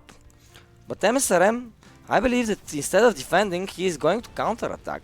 He has several Nidus Worms popping out here, and while the Protoss is going to attack up, the Zerg is going to attack from the bottom, but a recall was used here. The mothership, though, it fell so easily without doing almost any damage. The storms are finally here, but the Hydralisks, though, they can survive, they will survive, and this push here by the Zerg player bought him so much time, because the Protoss army was already eyeing the Zerg, and in the middle of the push it had to turn back. And with the help of the Nidus networks here, MSRM can engage and re-engage very quickly between the different parts of the battlefield. And now again, as you can see, the Protoss is going to attack from here, and this Nidus network is going to attack the 12 o'clock location. And now again, a choice has to be made. Do we fight for this base, or do we go back home to defend? Keep in mind though that the recall ability is actually still on cooldown, so I think that attack here is forced on the Protoss, and I think that by attacking he is going to be in a good spot. The workers here, they need to go for the workers, because just taking the base is not going to be enough, especially when you're losing 35 of your own workers here. Basically no defense here on the drones, and the Protoss army is showing how scary it can be. And you all want to see how do you stop this Protoss dead ball without Vipers and without Brood Wards. Brood Wards will be amazing here. As you can see, Vipers even aren't that great, especially when we have so many High Templars ready to feed them back. 3 Niduses by MSRM, yeah, that's very cool and all, but so far it isn't bringing him the victory. Again, the Vipers tried to come in, but they couldn't. The Hydras are rushing towards the Immortals, but they are going to find their deaths there, and like a wave splashing on a rock, we see that not Statis survived this damage, and not only survived, he is substantially ahead. 67 to 197 supply. Guys, I don't think that the Zerg can do it anymore. 28 workers remaining, not a single mineral field which is rich remaining here, and I just don't see, with all of these losses, how can Statis actually, how can MSRM actually reverse the position here. Yes, he managed to take down this base, but still, 197 supply. This is a very, very good position. And now again, as you can see, the Protoss is going to attack from here, and this Nidus network is going to attack the 12 o'clock location. And now again, a choice has to be made. Do we fight for this base, or do we go back home to defend? Keep in mind though that the recall ability is actually still on cooldown, so I think that by attacking he is going to be in a good spot. The Workers here, they need to go for the Workers, because just taking the base is not going to be enough, especially when you're losing 35 of your own Workers here. Basically no defense here on the drones, and but I think that this is too little. And there, I believe, is no question about who our finalist is going to be. Joining Nitix is going to be the Protoss player, not Status. Because MSRM can throw even 17 hatcheries if he wants right now. Hatcheries cannot fight against the Immortals, the Carriers and the Tempests. And I would be surprised if we spent more than a minute and a half more in this game. MSRM of course trying to counterattack as much as possible with his workers. His tournament life is on the line, so he is going to use all of the supply he has in order to try to deflect the Protoss expanse, but it's just too little, and the GG should be called very soon. Not Status, ladies and gentlemen, is the second finalist of the second weekly tournament of the Balkan League circuit. Good fight out of MSRM though. I liked his ideas, but looking back on this map, if we think about the way that the Protoss started, I think that MSRM should have opted to go for a Spire way quicker. Yes, his 3 Nidus worker play was an interesting idea, but it wasn't the correct one, it would seem. And with that, the final push is on the way. How many Immortals are there? 8 on the ground, absolutely nothing to answer to them. And yeah, that's it. MSRM with 0 workers and 20 army supply is probably still processing the loss, but I would imagine that very soon he is going to tap out. He has just 2 Hydras and 2 workers remaining with several links. Not enough. Not enough at all. 200 supply for the Status player, and yeah, that is it. Status. Status. Status. Alrighty, I'm opening the chat here as well, and finally, I feel like a real streamer.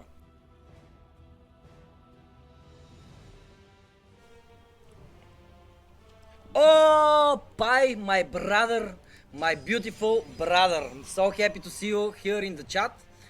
Big shout out, big love and big hugs for Pi. He was one of our observers for the Bellum against Elite Stars, the GOR 2024 tournament. Amazing person, and really I cannot wait to see you again. And to maybe, potentially, share a beer or two. But of course, I will try to keep this stream as much PG-13 as I can. But how PG-13 it will be between the players, as Nitix is already starting to show his aggressive fangs early on in the series. Going against Status the same exact way that MSRM decided to rush not Status. And what does that mean? That probably Nitix saw something in the game that Status and MSRM played that Nitix could exploit. But so far, Azelot is shelling at the hatchery here, which isn't the best situation for a hatchery to be in. But still, the first links are coming, the drones are here as well. I expect a very quick Stargate here, because it already worked wonders for the Protoss player, and there we have it. Void Rays are going to become a part of the menu very quickly. So I'm interested to see, will Nitix actually use 3 Spine Crawlers here, or just the one?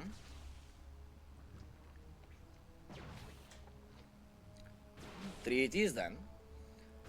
Or just the 2 is what I was meaning, because I thought that maybe a Spore Crawler will be here as well. One drone came here, he decided to fight with its fists, but it was greeted with the blades of the zealot and didn't end well for the drone, but commendable bravery, to say the least.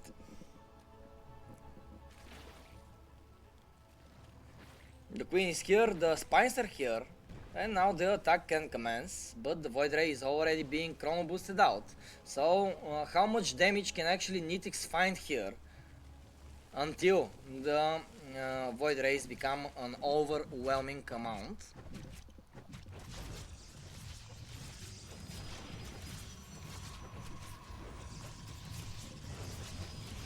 The gateway is already being attacked. The spines are healthy, so the gate will fall. This time around though, we have a bigger ground army as well for the Protoss. And now as soon as the Void Ray comes here, links are going to flood in order to try to deplete as much as the energy as possible here. But 4 shield batteries seem like they're more than enough to keep this Void Ray alive and healthy. And not only that, to give enough time for the Protoss to get his second Void Ray on the way. Well, it was a gamble here by Nitix to opt to go for something like this build, but already we see that Not Status is just too good in defending them, so I would be surprised to see a second attempt at a strategy like that from Nitix. I'm not disregarding the game just yet, of course. Even in the previous series we saw that different positions can come into play out of a rush like that. But this time around the Protoss player defended without losing basically almost anything, just one gateway and one pylon. So great job by Not Status here in order to deflect the strategy rush by Nitix. Still though, Nitix is expanding at 2 locations at the same time, which I believe is probably one of the best ways to go about your progression from here on out. The boys are actually missing even the overlords. They don't want to waste any time. They want to attack the other side of the map, and they will. And if they reach the other side of the map before the hatcheries are done, it will become very difficult for the Zerg player to actually defend this location. And the Void Rays, they will turn on their lasers, and you can see how the second hatchery is just melting. And Nitix is trying to transition out of the failed rush, but I'm not completely sure that he will have the time to do so, especially since his transition is already being denied by the Zerg player, by the Protoss player. A fortress here that is not going to be penetrated in any way or form by just a couple of links. The second expand will fall here, and yes, Nitix will slowly try to re-establish the natural expand, but already Provs are mining on the second base of the Protoss.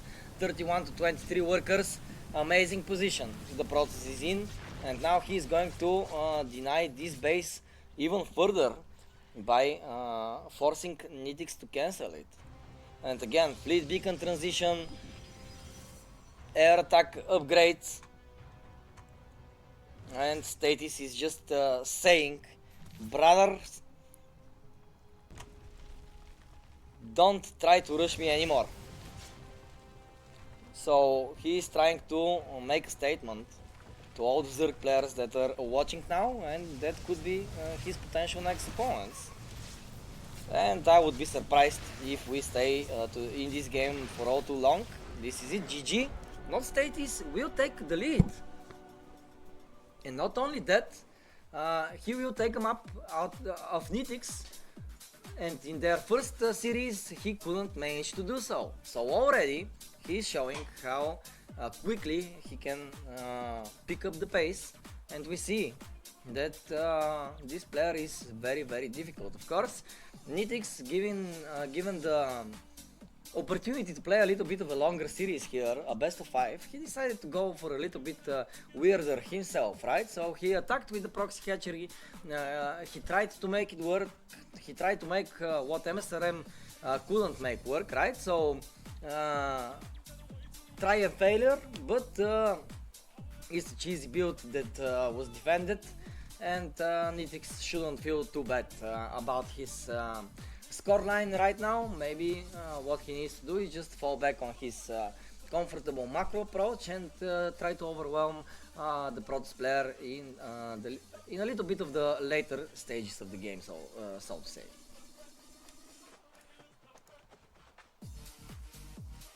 I will join the lobby right now, and I believe that we will be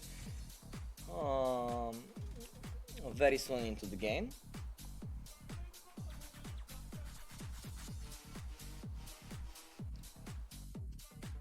You should just change Jonker with not status, and we are good to go. Yeah, guys, just fine-tuning the lobby. The players are on position, so I'm going to give them the green light to start the game as soon as both of them say ready.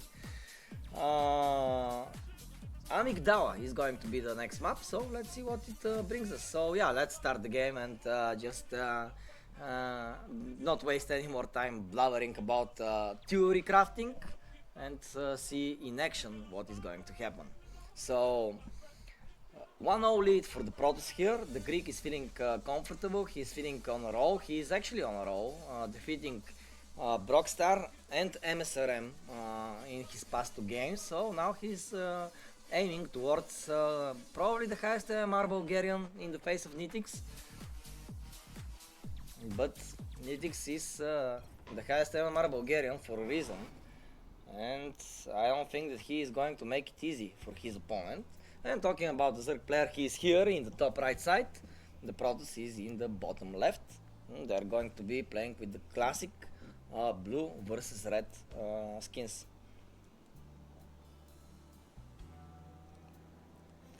Eon Blue, hello to you as well, nice to see you on our stream. How are you, my brother?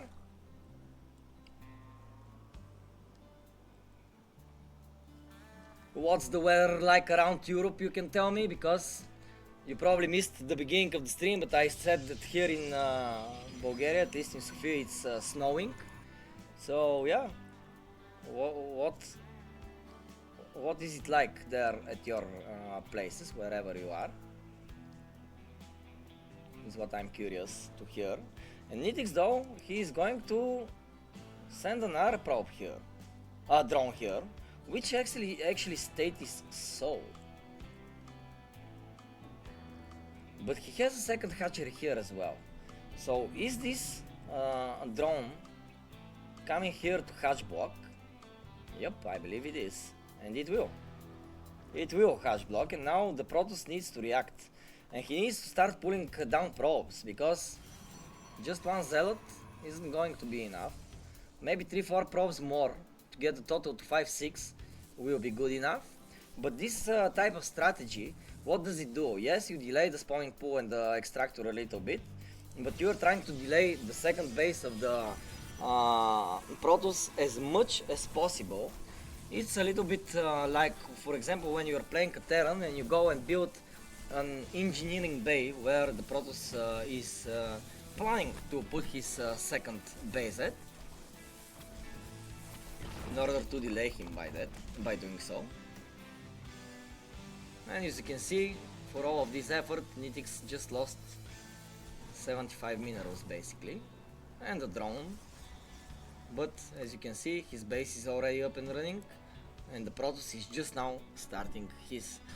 Still though, Stadis didn't waste his time, and instead of just panicking and not building anything, he built one Stargate, which at least will give him the tools to put on some pressure on the other side of the map. And of course, the best tool in his disposal will be the Oracle. Oh my goodness, Status thought that there is a big attack upcoming, so he delayed his second base even more so. He even opted to go for a shield battery here, realizing that there is no need for it. And yes, while now he is going to move out with 2 adepts, just from an economic standpoint, Nitix is in a very good position, especially seeing his third base already on the way. The 2 adepts here will complete their shade.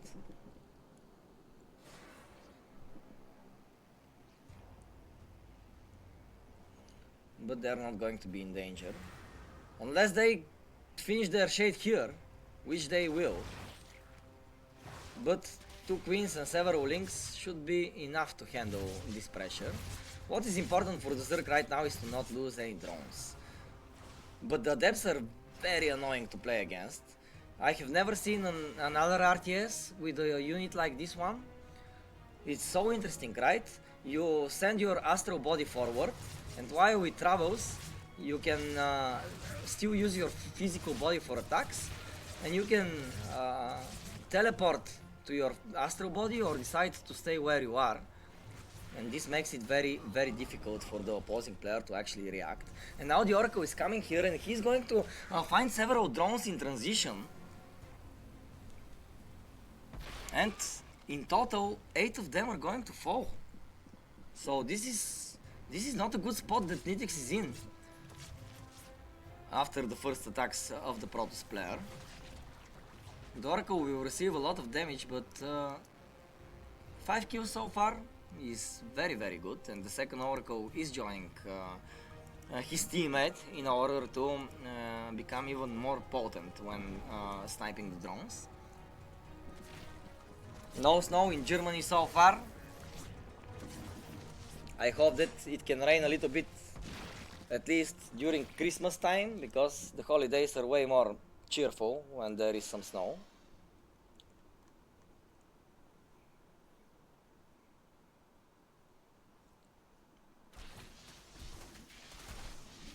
At least I feel that way. Because, for example, I also live in the city, right? And the city can become pretty grey in the winter. And when there is no snow, it's just grey, gloomy city. But with snow, suddenly I hear the Jingle Bell tunes.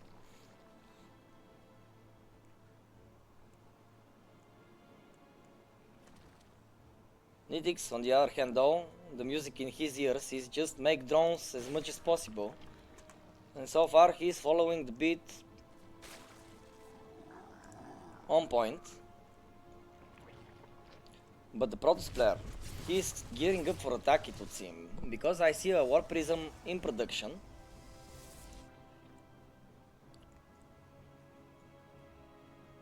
And I don't see a third base, excuse me. So usually when we have such type of setup, we see some timings from the Protoss players.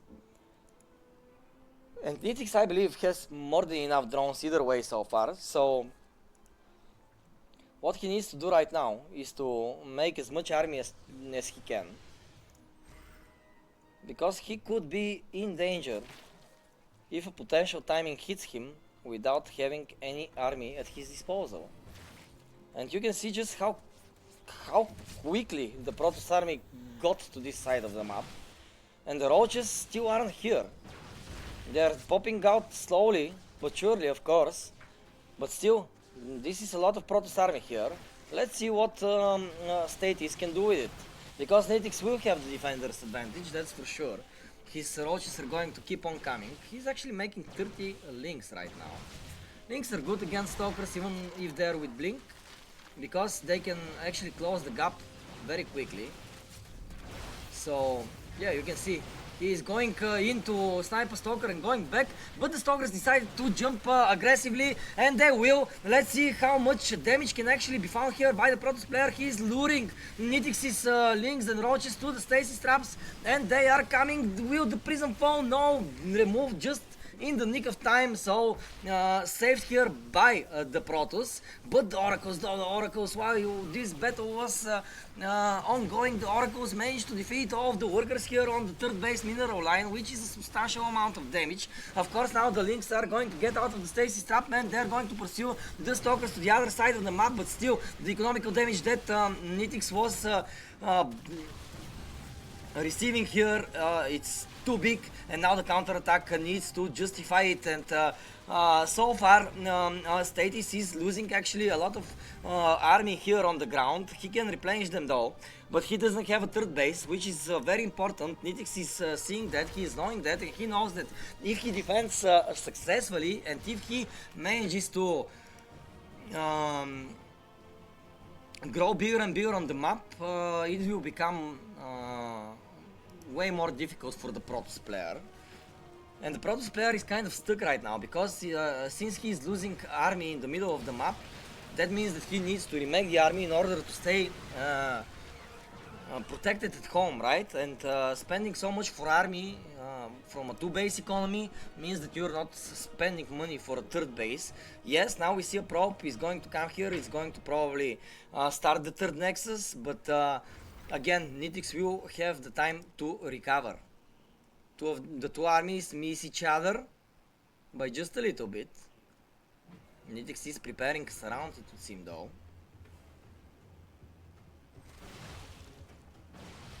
But Status sniffed that one out.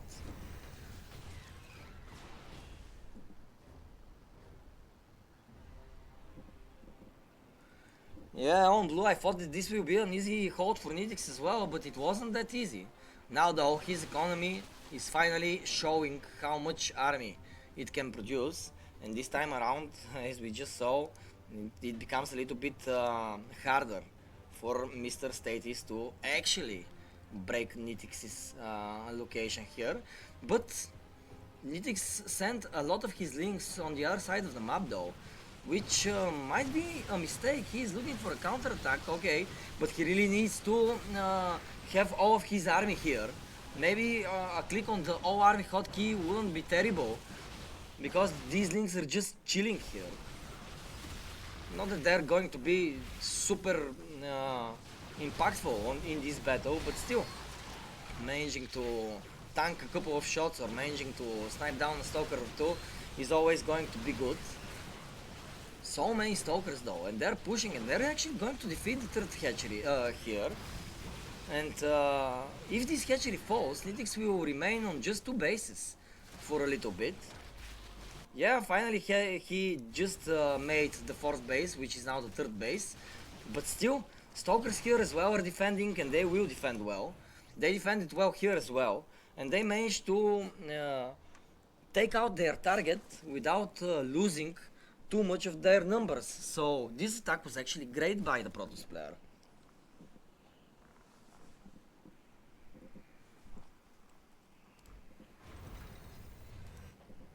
Now Nitix is in a tough spot. He has a hard decision to make, because his worker count is really not that great. He needs more, he needs to have more than the Protoss has. And now they're kind of tight. But the other thing is that while they're tight, Status has been constructing more and more and more army. And now if Nitix decides to drone, then he is going to fall behind on army, so it is a pretty tough spot to be in. Some DTs tried to take out as many workers here as possible, but they got taken care of. Still though, 47 drones falling this game, it's too much, right? It's too much, and 121 links falling down this game as well. You can just see how much better the Protoss has been trading so far in this game. And Nitix will try to fight that with expanding towards a higher tech, but will he have the time to do so? As he's again just rebuilt this base, he's sending some workers to mine from there, but the Protoss is already here, and I don't think that he is going to yeah, to leave this base alone. No, he isn't. He's just going to destroy it and then pull back again to the stasis traps. and there are so much of them here.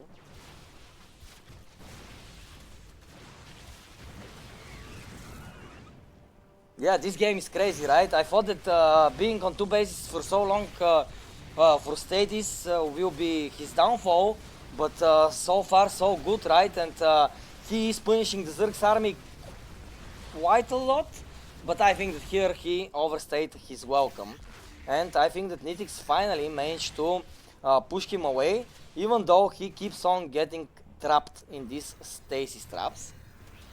The Stalkers are running away, and they will be saved by their Zealot counterparts, but still, good hold here by Nitix. And finally, we have a supply lead for him, which doesn't look all that bad. But it doesn't seem like Nitix actually has the opportunity to go and punish the Protoss just yet.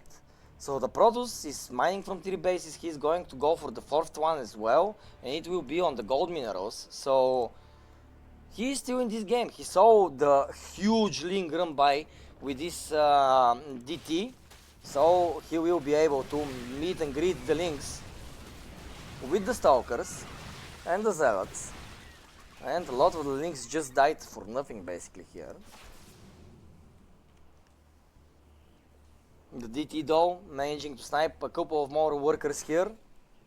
And we see that Nitix is responding with 2 spines and the Spore Crawler here. He doesn't want to be on the receiving end of such an attack again.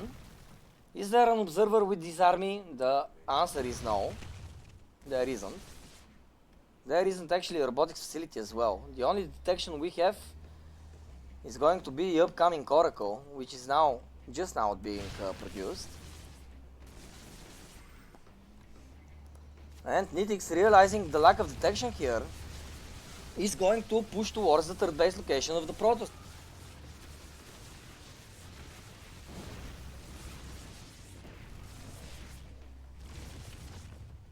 And he's going to probably demolish it just now, but at the same time a big counter attack here by not Statis. He sent his Stalkers to counter attack, and I think that this was a good decision. As we see, Nitix's natural is in disarray, but now when the workers come back, it's going to be an easier hold. Still though, this forces Nitix to come back home, and this gives the opportunity for Statis to actually develop a bit of a more complicated army, or at least higher in numbers, if not necessarily more complicated. A lot of damage have been done on both sides. Still, the game is pretty even, I would say, but Nitix has the lead in tech, so with the better technology he might find himself in the winning position.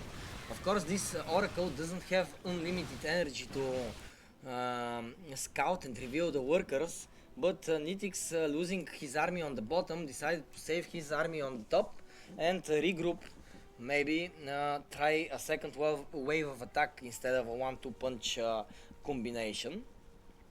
And I think this is the better decision, especially seeing how big of an army is going to his 3rd base location. Revelation has been used, and there is an observer finally here in this composition, so we are not going to rely only on the Oracle's revelation in order to handle workers here.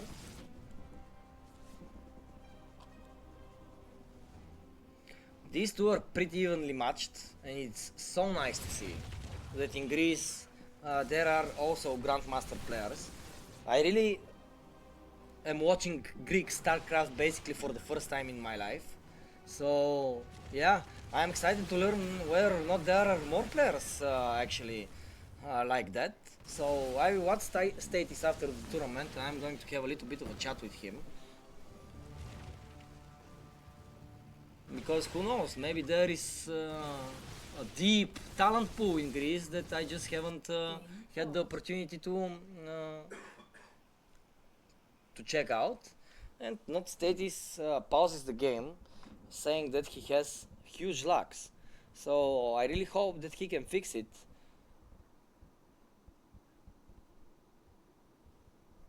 Because this is a good enough reason to actually pause the game.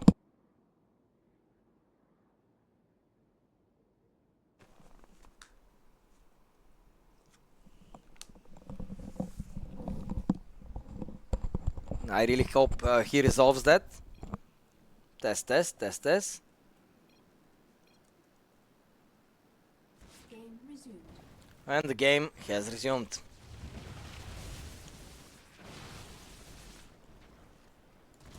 Wow, Nitix is trying to break that location. A counterattack of just 4 zealots is chasing away all of the drones here from this mineral line. And these zealots are dangerous as they have the +2 attack upgrade. +3 attack is coming, but will there be enough time for it to actually come into play? Yes, I believe so, because it will come in like maybe a half a minute or something like that. And we have a bigger army supply actually for not Status than for Nitix. And Nitix army, even though he got the workers sooner, that meaning that he got the higher technology sooner, just the sheer number of stalkers here is basically denying any damage that Nitix is trying to execute here. And keep in mind that if he loses too much of his army at the middle of the map, that will open the initiative for the Protoss to attack. Sirtaki Craft 2 is one of my favorite comments in the chat today. Yes, not Status is playing the Sirtaki Craft right now, and it seems like Nitix isn't handling the dance all too well, as he is losing more and more infrastructure, more and more territory. And finally, at minute 20, we have a supply lead here for the Protoss, and this supply lead didn't come easy. He was fighting with everything he has, basically, for the entirety of the map so far, and he is trying to deal the crushing blow here, and Nitix is trying to withstand it with everything that he has at his disposal, but I don't think that this everything is good enough, as just a couple of links are here.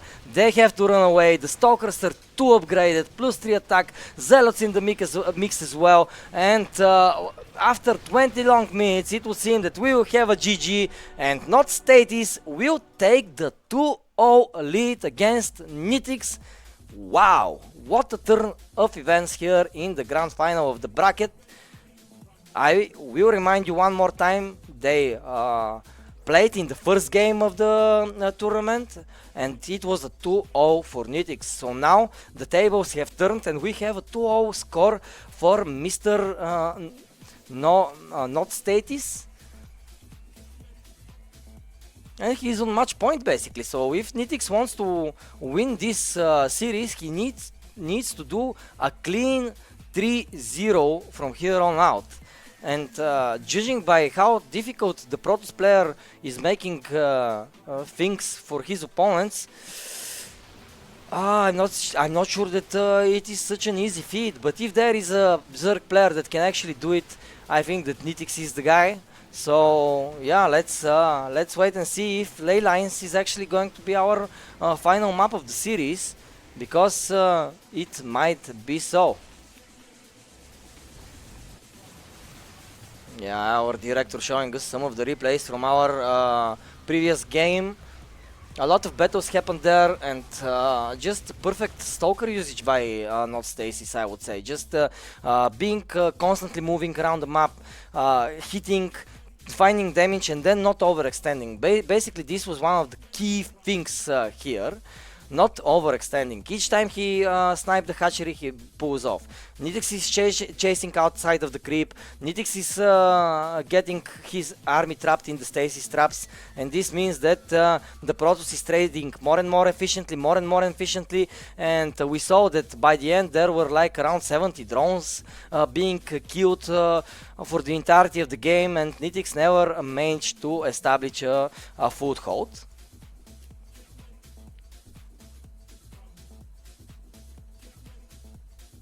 We are waiting for Status to confirm his readiness, and as soon as he thus we will start the game. Nitix is spamming. But okay, Stasis is here. Let's go, ladies and gentlemen, to map number 3, Ley Lines, potentially our last map of the weekly circuit, but fingers crossed that we will get the chance to see at least map number 4 in this series. Ley Lines though, very open map, huge map. I would imagine that we will have an interesting game on our hands.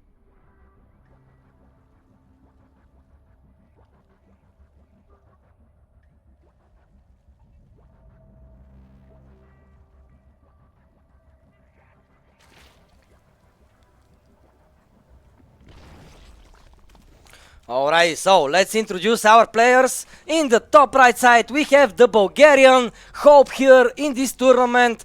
He is fighting for his life. Let's see your support in the chat for Nitix. And his opponent, of course, playing with the Terran pieces this game. Alrighty, alrighty. And that was on purpose. Game paused. That wasn't on purpose. Or was it? One caping. Okay, that was on purpose because he changed it in the lobby himself, and he hasn't he has said go rare or something like that. So Statis, being up 2-0, decided to experiment and play with the Terran pieces. Overconfidence usually is a quick path to downfall. So let's hope that not Statis isn't flying too close for the sun. But let's introduce him, the Terran player from Greece. We'll play with the Terran pieces this map. Ladies and gentlemen, I want to see how many fans the Greek player has. Let's hear it up for Mr. Statis. Statis.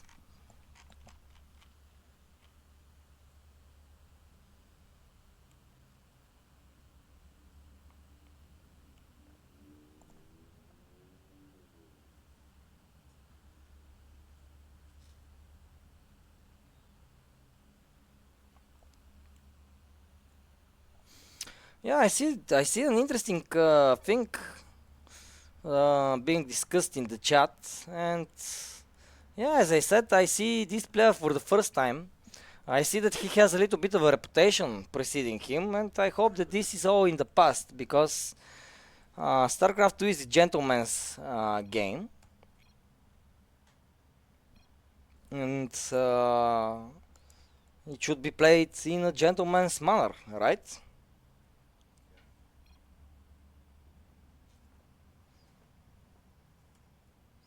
Pi, please DM that to me as well. Thank you. Alright, Ref, can you unpause?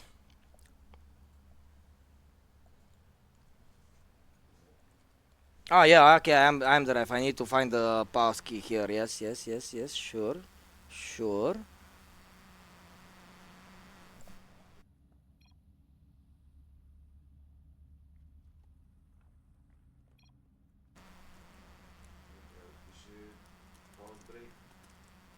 Да, ама не го виждам.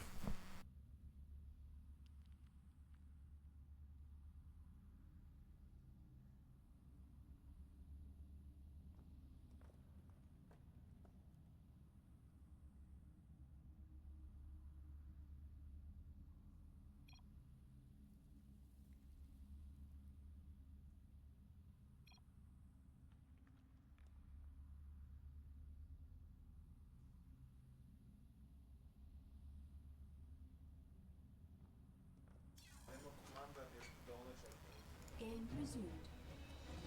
Alrighty, we're back in the game after the pause. I couldn't find my pause button on the keyboard. So good guy Statis gave me the tip to just press F10.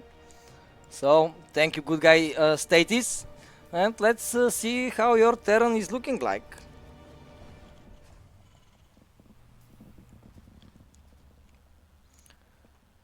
As he is going to go for the third 3 barracks play. Actually, did he start as a random? is what I wonder. Because if he selected Terran, Nitix wouldn't have scouted with this drone. So obviously, our Greek player chose random race, which is very ballsy, I should say.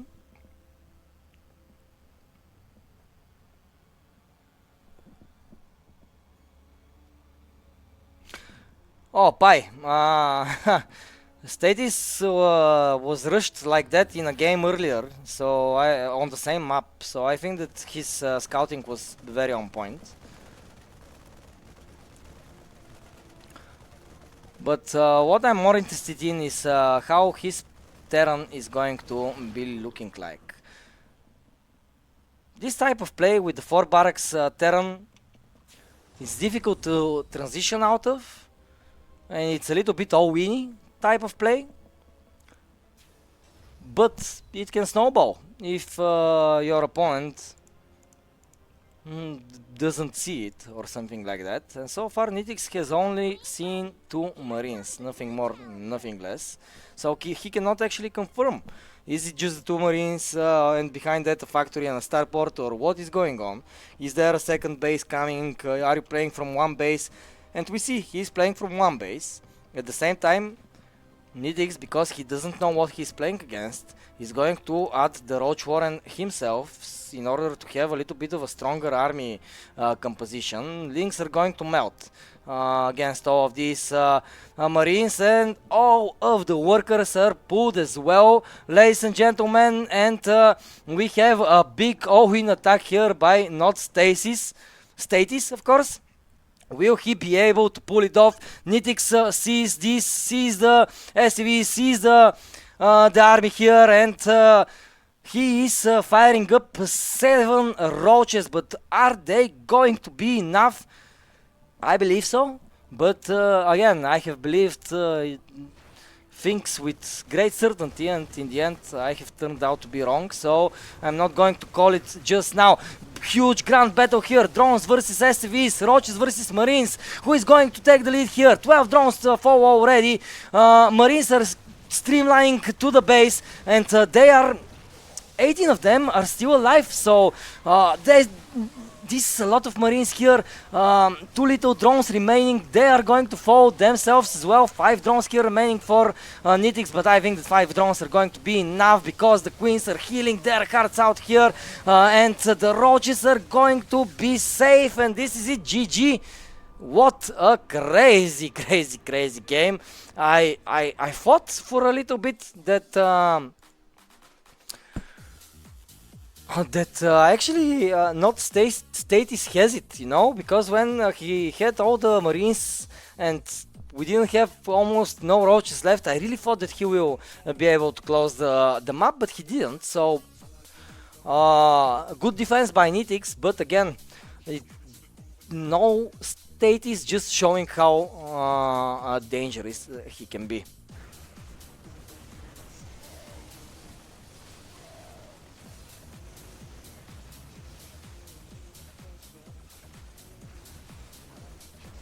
And I see our admin in the Twitch chat is basically saying what I was thinking. So, yeah. What was it? Every sinner has a future, every angel has a past, right? Or every saint has a past. This is one of the most common tattoos I have seen on people's hands. But it is true. It is true. A little bit cliche, but true. Both of them are in the lobby, so I'm going to join them. And Frostline will be map number 4. So I had my fingers crossed to see map number 4. We did. We are going to see it. And now I'm going to get my fingers crossed for map number 5. Because I think that this will be the best for us, the viewers, to see a final map. Still, I don't believe that not Status is going to throw away all of his advantages by playing random again. I think that he's just going to be playing his main race, as it would seem. So as soon as they are ready, they can start the countdown and transfer us to Frostline Ladder Edition. The timer has been started. Based of what you have seen so far, guys, tell me a prediction in the chat about what you believe is going to happen here on Frostline. Will the Roaches of Nitix prevail, or will the Psyblades of Not Status decapitate everything that the Zerg throws at him?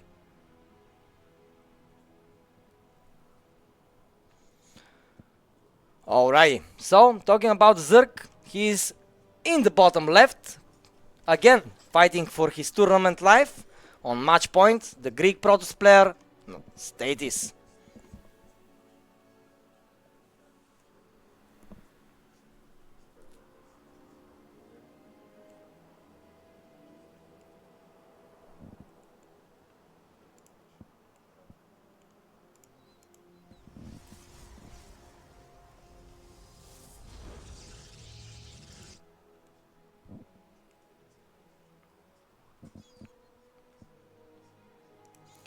Nitix isn't going to go for a proxy hatchery. On this map it seems very far-fetched to open with something like that, as the travel time between the naturals is just too great, and you just wouldn't get there at the time you need to get there in order to execute a super aggressive proxy hatch build.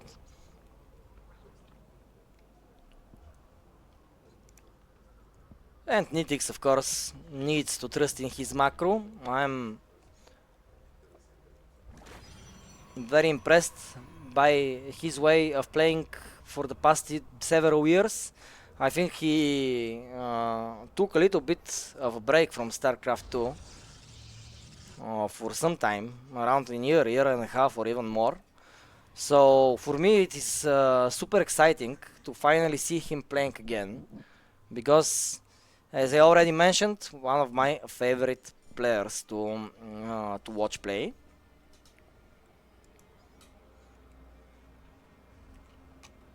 But Status is very curious for sure. I mean, he's a curious case because, for example, the Stalker pressure in the previous game, the one before that actually, was just so interesting to just see how he just snipes, pulls back, never overextends, trying to be on top of things, and his transitions are also pretty quick, which I also like.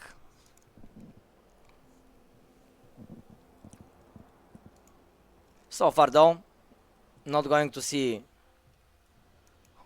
something like a Twilight or a robotics facility in this game. He's going to bet on the tried and tested Stargate opener, and I would imagine that the Oracle will be coming straight away, as it will, and Nitix will scout that basically at the best possible time.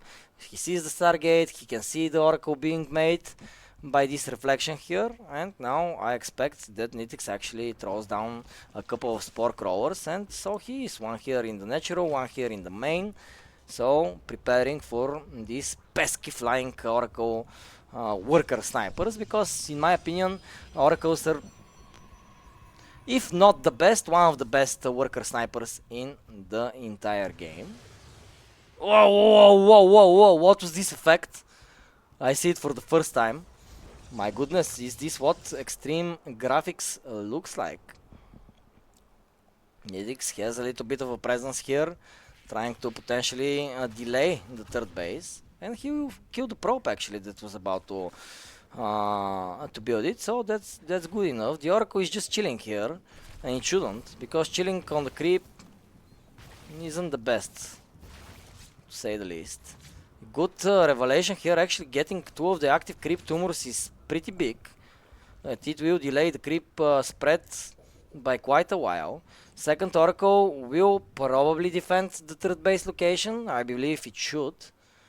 And two adepts are also coming here to escort the probe, and yeah, the third base will be Oh, planted with this or not? I spoke too soon. Nitix waited for his moment and denied it again. Behind that, the player with in blue already has a lair. And the technology from this layer is going to be a drop of wards. At least for now. Several links. I don't think this will find too much damage though. Just a couple of links. Some more coming here as well. But 2 oracles in a defensive position. It's not going to be easy for the Zerg to do something like that.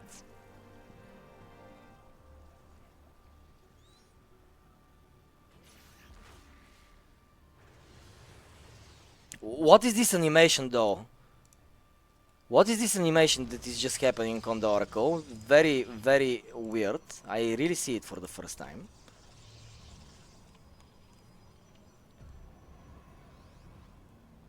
The drop award is here though, and Status doesn't see it yet. But he is counter-attacking with the Oracles, managing to snipe several drones here. One of the Oracles falls though, which is unpleasant. And Nidix left 2 links here to maybe say, okay, I'm coming on the 3rd base, but no. At the same time, he is going to go in the main, and actually there is just not enough of a defense line here. But good micro with the probes manages to surround all of the links here, and almost nothing has been lost in this attack. But just a couple of links as well for Nitix, not too expensive to try out. Of course, with moves like that, you try to keep the Protoss on their side of the map, and behind that you are trying to expand, as we just see the completion of base number 4 here for Nitix, who is moving away with several roaches. At the same time, 2 oracles and the stalkers are moving across the map as well. Will the 2 armies pass each other, or will they engage in the middle of the map?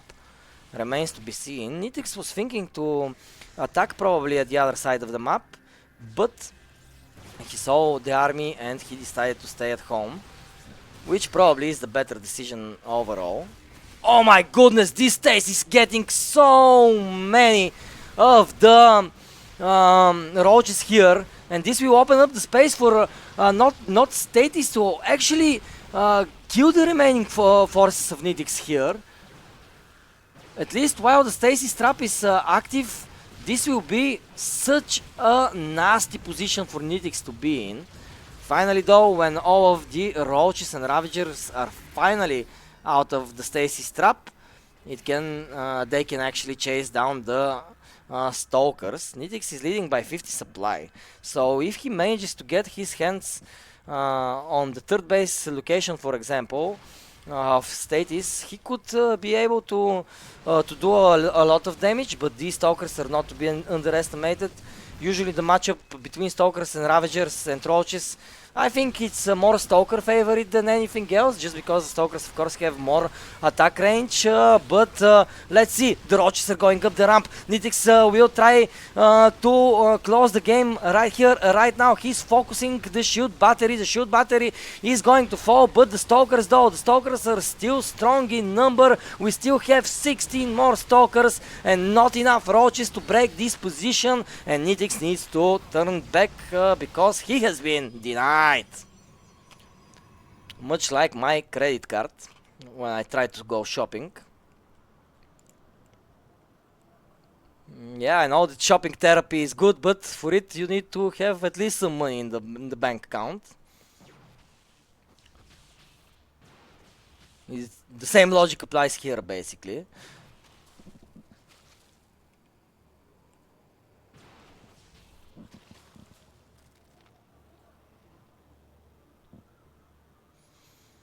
And Status is posturing here, right in front of the Zerg's territory, the Zerg's side of the map, and at the same time he is building base number 4 and developing more upgrades, adding charge to the mix as well. Charge is going to be very important here. Of course, Nitix isn't staying AFK himself. He has called the Hydras to come help him in this skirmish. And so far they are dangerous enough for the stalkers to not let them pass the middle border of this territory. But from what I see, the Protoss is just in the better position, I believe, in every way possible. Until, of course, Zerg has enough technology, like the worker den here, for example, which he's building to actually respond to bulks of army like that.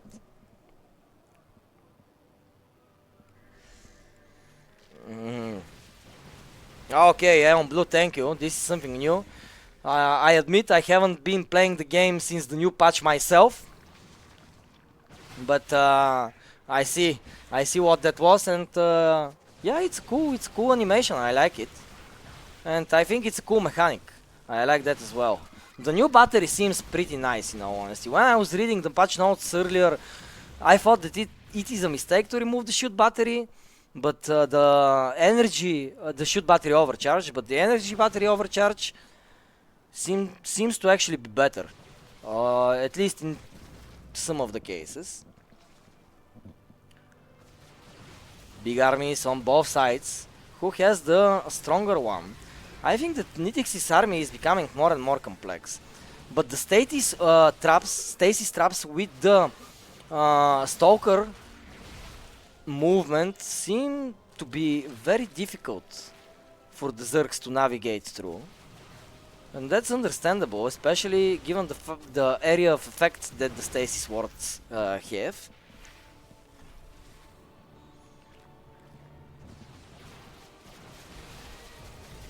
It's a big tug of war here, but Nitix actually manages to snipe down the two oracles here, which is good, because now the workers can actually be hidden, they can remain hidden, because I don't see a single observer here with the army. So yeah, good job here by Nitix to actually snipe the two oracles. But behind that, he isn't taking a fifth base, and this is something that his opponent is doing. So Statis is piling on the pressure while expanding, and this is probably the best way to play StarCraft 2, right? To keep your opponent occupied while you develop your economy behind that. And Nitix is getting suffocated slowly but surely here. He really needs to expand. But the mobility of the Stalkers, this is basically a 100% Stalker army right now, and one Oracle just for the revelation. But it's very mobile, and for example, if Nitix decides to expand here, the Stalkers could transfer their gaze towards that location very quickly, effortlessly. And this map, I just see the layout of it, is very crappy for Zergs. Because we have one base here, and the next base is all the way here, which makes it super far away. It's hard to connect creep, it's hard to expand as you want, and probably this is the best map number 4 that the Protoss could have hoped in this series to be playing on. Again, the stasis here is going to trap some of the Hydras. Still no observers, but the revelation will be on top of all the workers here. Such a beautiful surround, such a beautiful arc by not statis Stalkers, but again, he needs to be careful not to overextend, because if he does, the good position he has found himself in could go away very, very quickly.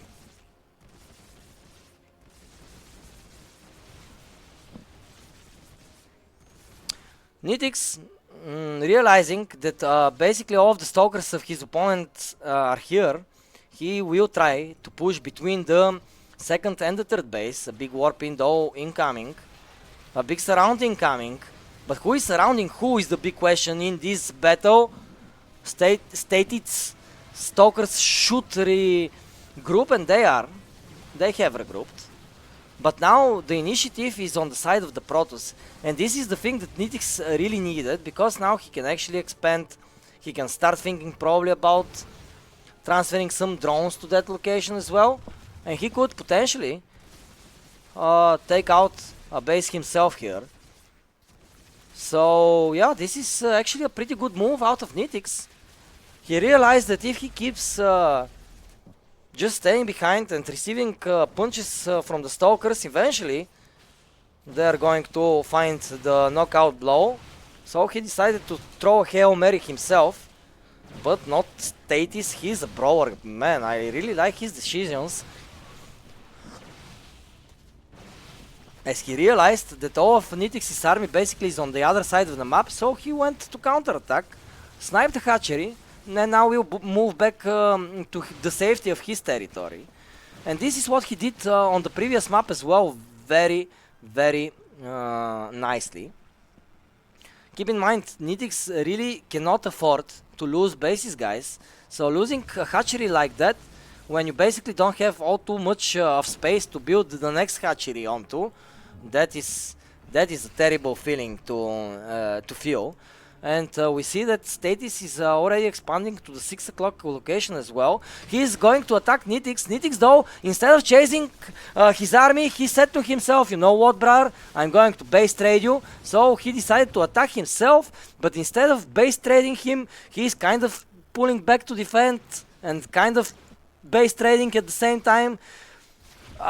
We have a saying here in Bulgaria that if you try to sit on two chairs at the same time, usually you fall on the ground. So I hope that this isn't the case here for the Zerg player. But the amount of workers he actually has could be the win condition here for him. And already he is clearing the natural. He will clear at least some part of the main, it would seem. Or at least he will try to. The Protoss army is returning, but the Zerg's army is here to welcome it, so to say. But oh no, the workers are on move command. So many workers fell down here for nothing. This move command movement of the army that we have seen in the games so far here in this weekly tournament has really spelled disaster for the players, losing units without trading them. Oh my goodness, this aggressive blink here on top of the worker was personal, or so it felt.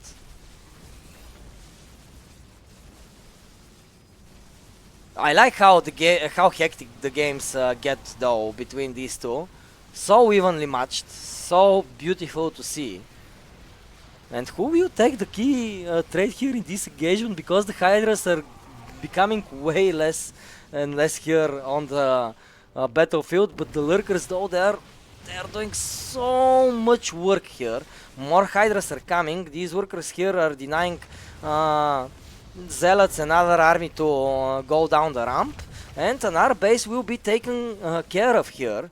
Nitix, instead of rebuilding economy and bases, he decided to invest all of his resources into units, and so far he is finding some good damage here and there, even managing to find himself into the main base of the Protoss player. The Protoss player, though, realizing that he needs to do something about that, he's trying to counterattack at the 10 o'clock location, and there are basically no defenses here. Yes, a couple of links have spawned, but they're not going to be able to withstand the firepower of all of those Stalkers.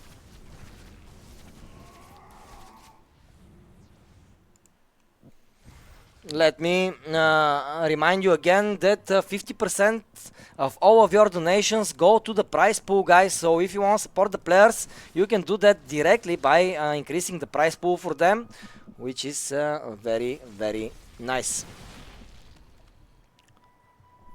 Using the opportunity to say this, not only because it's potentially our last game of the tournament, but because this game is just so incredibly weird.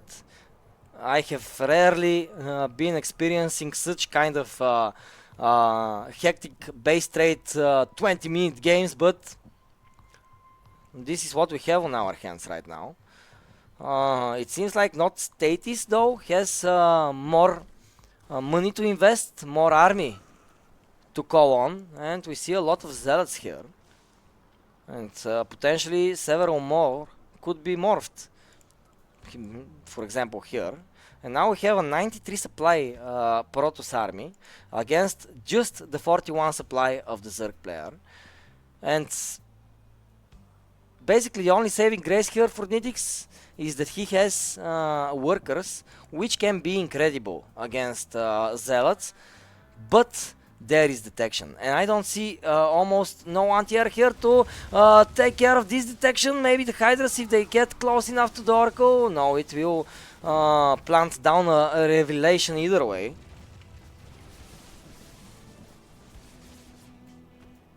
And Nitix is just becoming weaker and weaker with every second. The Protoss keeps on pushing and pushing and pushing, and he is winning in the long-term game, because yes, he got some of his bases destroyed, but he is rebuilding them, something that Nitix is doing just now, but at a battlefield which is just too dangerous, because now when these Zealots see that this hatchery is morphing, they will swarm it, and yeah, the workers will want to defend, but they couldn't because they need to defend from the stalkers. So this is just, it is not the best situation to be in as a Zerg. Hats off to Nitix though for making this game seem so even when he is and has been on the back foot for almost the full duration of it.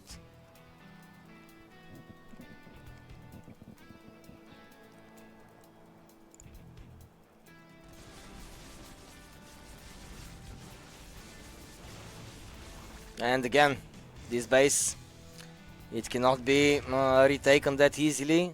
The Stalker shots are pretty heavy, given the fact that they have a +2 attack upgrade. And you see how mobile actually Status is with his Zealots. He's looking for additional expansions that Nitix could have, and he isn't finding any, and I think that he feels very good realizing that. Already has a pretty nice bank, 2000 minerals at his disposal. He can call in 20 Zealots if he wants. Christmas came early, it would seem, for the Protoss player right now. Nitix though trying to make a defensive line here with the lurkers. Will it be strong enough is what I wonder, because the Zealots are swarming in. Right now actually the Protoss looks like the Zerg player, and the Zerg player looks like the Protoss player, just based on the quantity of armies both of them have. You see here such a huge amount of Zealot Stalker, but this isn't all that Status has. We have several more Stalkers here, we have Zealots here and there around the bases, and so much more money in the bank that than Nitix has. Nitix has just 9 gas here left in his pockets, and I think that here we'll probably we'll see the final nail in the coffin, so to say, as this is it. GG.